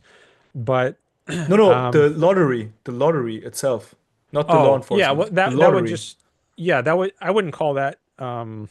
I mean, it's just a means of raising money for the government to carry out its function of protecting people from force But it's by making a having a. profit, right? Uh, I don't know Like, if how you would. else would they finance anything with it if it's not making a profit? I mean, I guess you could call it a profit in that, but I mean, the point is not to like make money to enrich themselves so that they But can how do would, something else beyond those three basic functions. I mean, all the money that the government raises would be for those purposes of police, military, courts. yeah, but it would have to, so basically they would have to buy paper that is necessary for the lottery tickets, then imprint them, like spend some money for that, right? Okay, And then, sure. yeah, and then they would have to sell them and make a profit from like the amount that they take in from selling these lottery tickets would have to be higher than the cost to produce these lottery tickets, right? Yeah, yeah. You Okay, could call that a so it profit, is I a, guess. I mean, what else would you call it, right? What then they I use you this could. profit for is something else, but they have to create a surplus, right? Uh, yeah. So I mean, Okay. I there seems something I'm not comfortable with calling it a business because maybe that's because I exclude force from business. Like if you're doing business, it doesn't involve the use of force. It involves trade, voluntary trades. Like if you run McDonald's, you trade hamburgers for cash, but you're not using Hmm. force. Whereas the government, essential to what the government does is use force in retaliation. It doesn't initiate force, but it uses retaliatory force. No, no, I mean in Um, the lottery example, like you suggested that a lottery would be a different way of a different means of financing law enforcement. So yeah. in the lottery case, the lottery itself would be a business, right? I mean, maybe you could I don't peel see like any off that different. part of it, Yeah. like separate that aspect of it and say that little aspect of it is a business. I don't know if I want Which little to, aspect? the lottery aspect. I mean, the government is the larger thing. And I'm then not within saying that, I'm not saying the the government is a business. I'm not saying the government is a business. I'm saying you're basically advocating for the government having a business, which is the lottery. Like it has a business, which is a lottery. uh, maybe you could call it that. Maybe you could call it a business. I really Why haven't would you thought not call much. it like why would you not call it that? It's literally just a business that exists in the real world, and the only difference is that the government is operating that. So I don't see any reason why you would not call that the government operating a business. Maybe that's okay. I'm just not sure.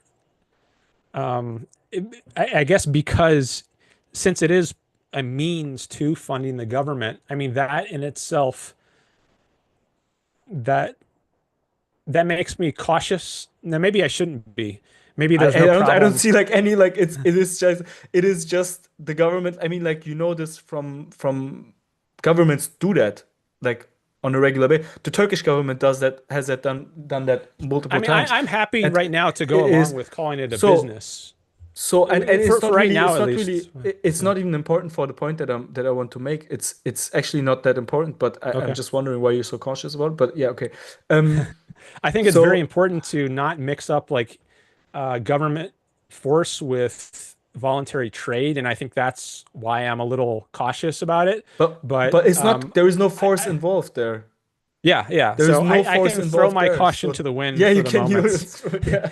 I and think forever. Okay, uh, so but what I don't get then there is, do you think that government-run businesses are able to compete with free market businesses? uh, well, so if we're I now feel like, calling the government lottery a business, I mean, I guess there could also be private lotteries that are not meant to fund government functions. So, um, I mean, they had to be, right? Otherwise, there would be like that. I feel like that's the only way a government lottery would survive against a free market business. well, if the purpose of the free market lot or the non-government lotteries is to fund something else, then there would still be a motivation to fund the government lottery because the government lottery is the only lottery that is used to fund the police and the military and the courts, and you want to have But those. that will be again a donation, right? So Well, okay, yeah, that would we be can. again that's my point. My point is actually that I think you can only the only way to fund law enforcement other than with taxes is by donations. I think there is no other way. Okay, Because so like the yeah, moment, if you want to call like buying a lottery ticket a donation, okay. I was using the term differently. Like on the one hand, you just donate the money to the government without even buying a lottery ticket. That would be one way to finance the government. And a different way would be to donate the money and then get a lottery ticket in exchange. So that's but the contrast I was so using. But so if you want to use the I term donate for both, okay. But I mean I think we have to use the name donate for both because like we both agree that the government is worse at doing business than any private business, right? I mean, well, for calling the lottery a business, then I wouldn't say the government is necessarily worse at doing a lottery than, I mean, maybe it does even better than private So lotteries because people see there's such a need for these things, police, military, and so forth, that, no, but you that know, would the not government be. makes more money than any private lottery, possibly. No, no, no, no, no, no, no, no, no. That would not be the function of the lottery. That would be what's happening with the money of the lottery. I'm just saying the business of the lottery itself. Can you imagine? Like, that would be really a surprise to me that you would be advocating for that. That you would say that a government is as good. Like, what does it mean to be a good lottery? A good lottery means a good ratio between the amount of money that you pay and the amount of money that you can win and the probability of you winning, right? That would be a good lottery. I That's don't how know. we, There we would might determine it. And the fun that you're experiencing, maybe.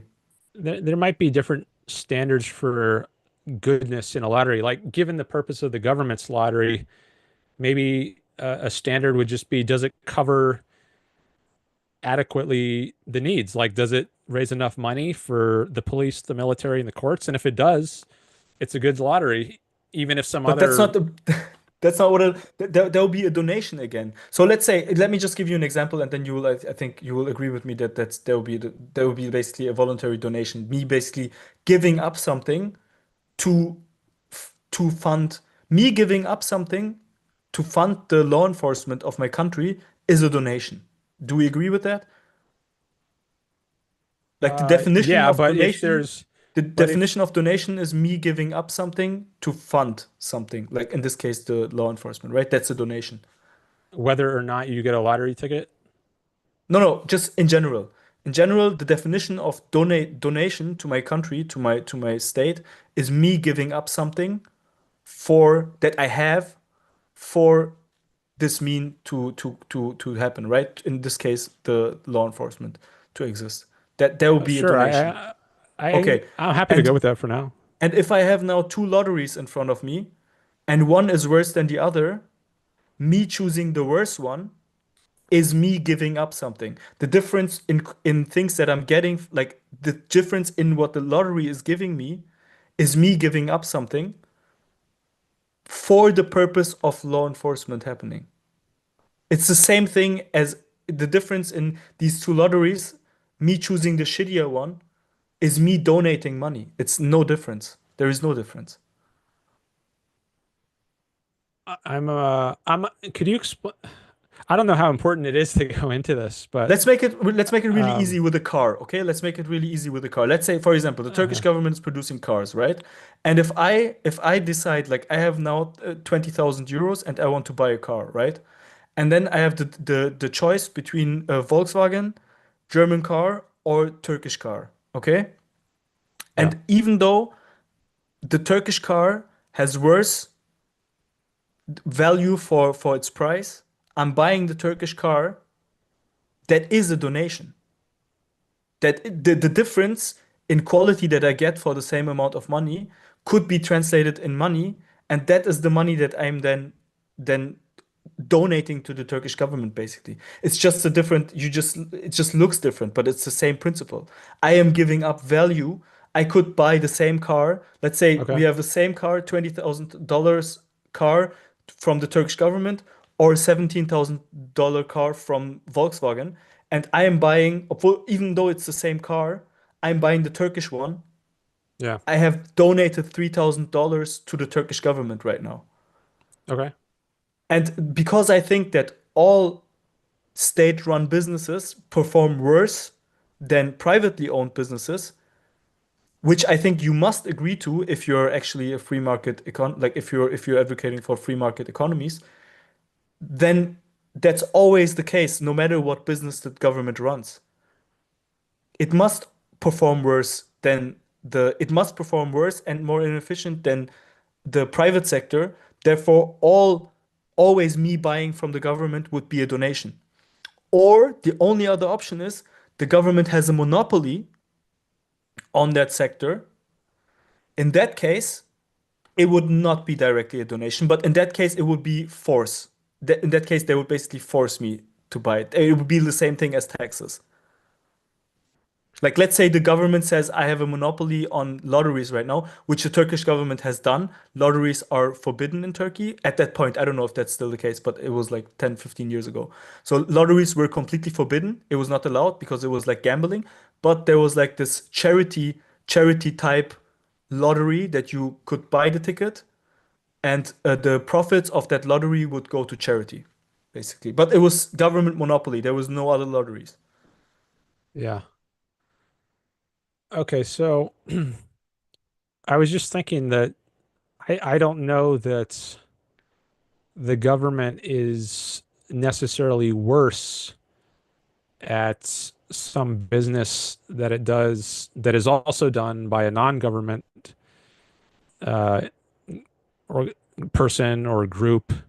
Mhm. Like, what if you have, I don't know, some amazing producer like Jeff Bezos or Bill Gates, and this person decides to work for the government. He could choose to not work for the government and do some line of business. There would be a donation. Um, okay, but are you just saying like because it would be a donation, therefore, like by definition, it it's not I'm not the making a government moral isn't judgment. the No, um well, actually before we go any further down this road, I'm a little sure. unclear on like what the relevance or the importance of this is. The reason why we're talking about this is because I've asked you for how would law enforcement be funded if not with taxes? That was a question that I originally asked you. And your Okay. answer was donations, and also there could be other things like lotteries, for example. That was one example Yeah. that you gave. And Okay. then while we were talking about something else that popped in my head that I thought actually uh, that's also a donation. That would end Okay. up being also a donation. So I don't think that there is any other way because I have a problem with the donation part, right? So we both agree that there is a danger there of making government being run by donations. So and therefore us having a second option, Wait. uh, We don't. You just said we agree there's a problem if I mean you said government is. it's a small minor problem, but we No, both no, no. agreed, I don't think right? it's a problem that I mean that it's a danger that people that the law enforcement is being funded by donations. Didn't we agree that I don't that's a think that's a danger? problem. Like I know some people will. It's a danger that it's that it could end up with a corrupt law enforcement. Yeah, I know Or do you think that's an it's not objection. possible? That's an Do you objection think some it's not? people raise, but I don't. I'm not convinced it's a good objection. And I started to say some things Ah, in okay. answer to that. I had some other thoughts on it, which I didn't say yet, and maybe we can go back to.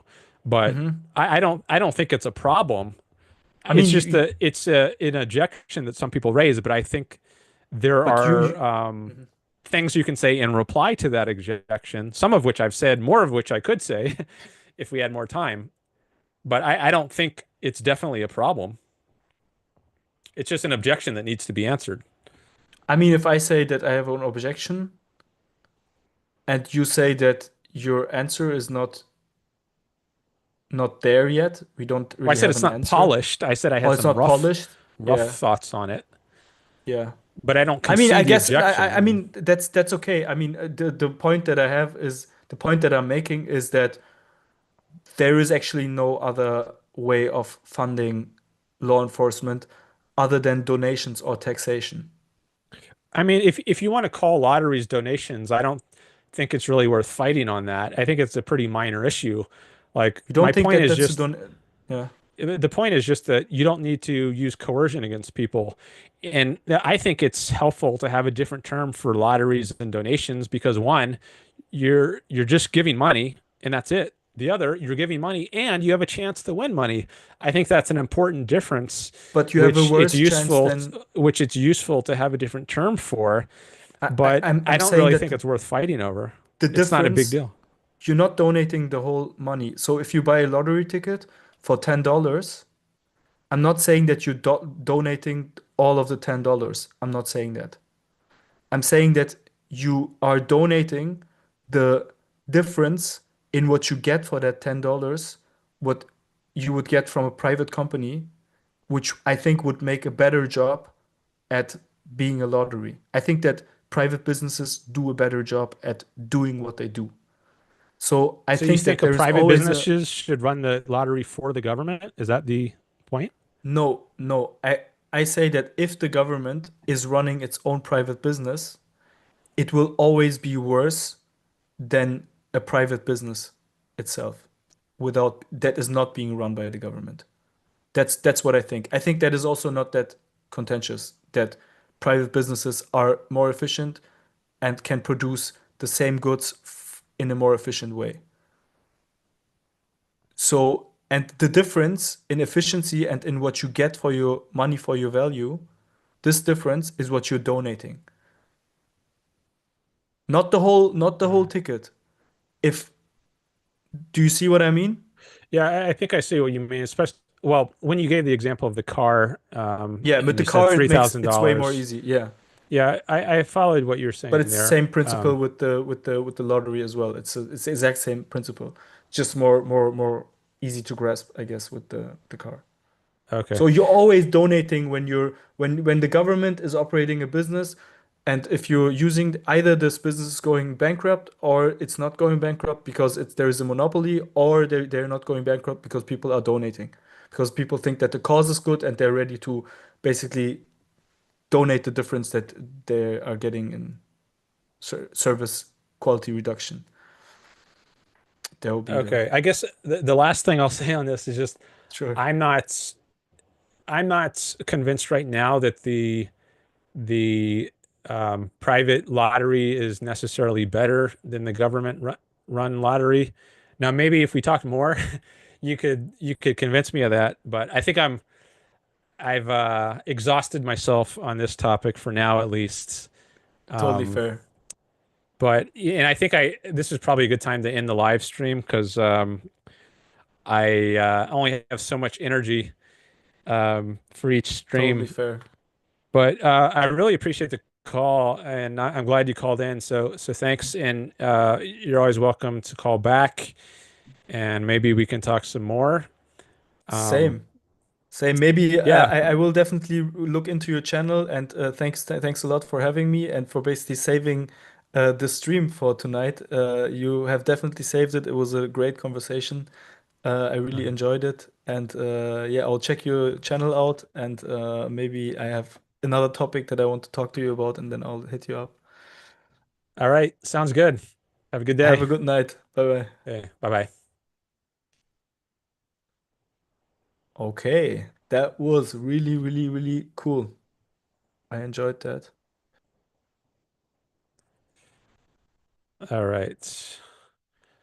I think I had to hit remove. I guess he didn't remove himself, and so you probably heard him talking to his own chat for a few seconds there. Um, all right. Well, I'm glad we got a caller today. That was nice, and a new caller. And we had a second call. Actually, we had three people who wanted to call in, but the first one had to go. Darwin, who was called in before, maybe he'll call in another day. And then Mark also wanted to call in, but didn't have time for it today. So yeah, maybe another show. Um, but anyways, I'm glad you all were here. Thanks for coming by.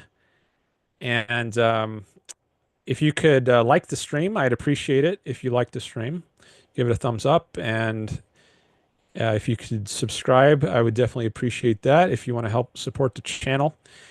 And I will probably do another stream on Wednesday, as is my typical schedule.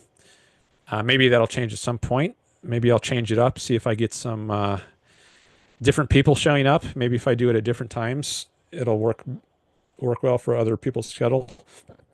But at least for a few more shows. I think I want to stick with the Wednesday and Saturday afternoons. And if you're subscribed, you will always get a notification for whenever it goes live. You'll get a notification of the exact time if you hit that bell and choose the, I guess there's a few options you can choose. All right. Well, that's it for this show. Again, thanks for Yaron Brook for getting me those subscribers in the last couple days, and welcome to any Yaron Brook Show listeners. If you happen to come by, feel free to call in sometime.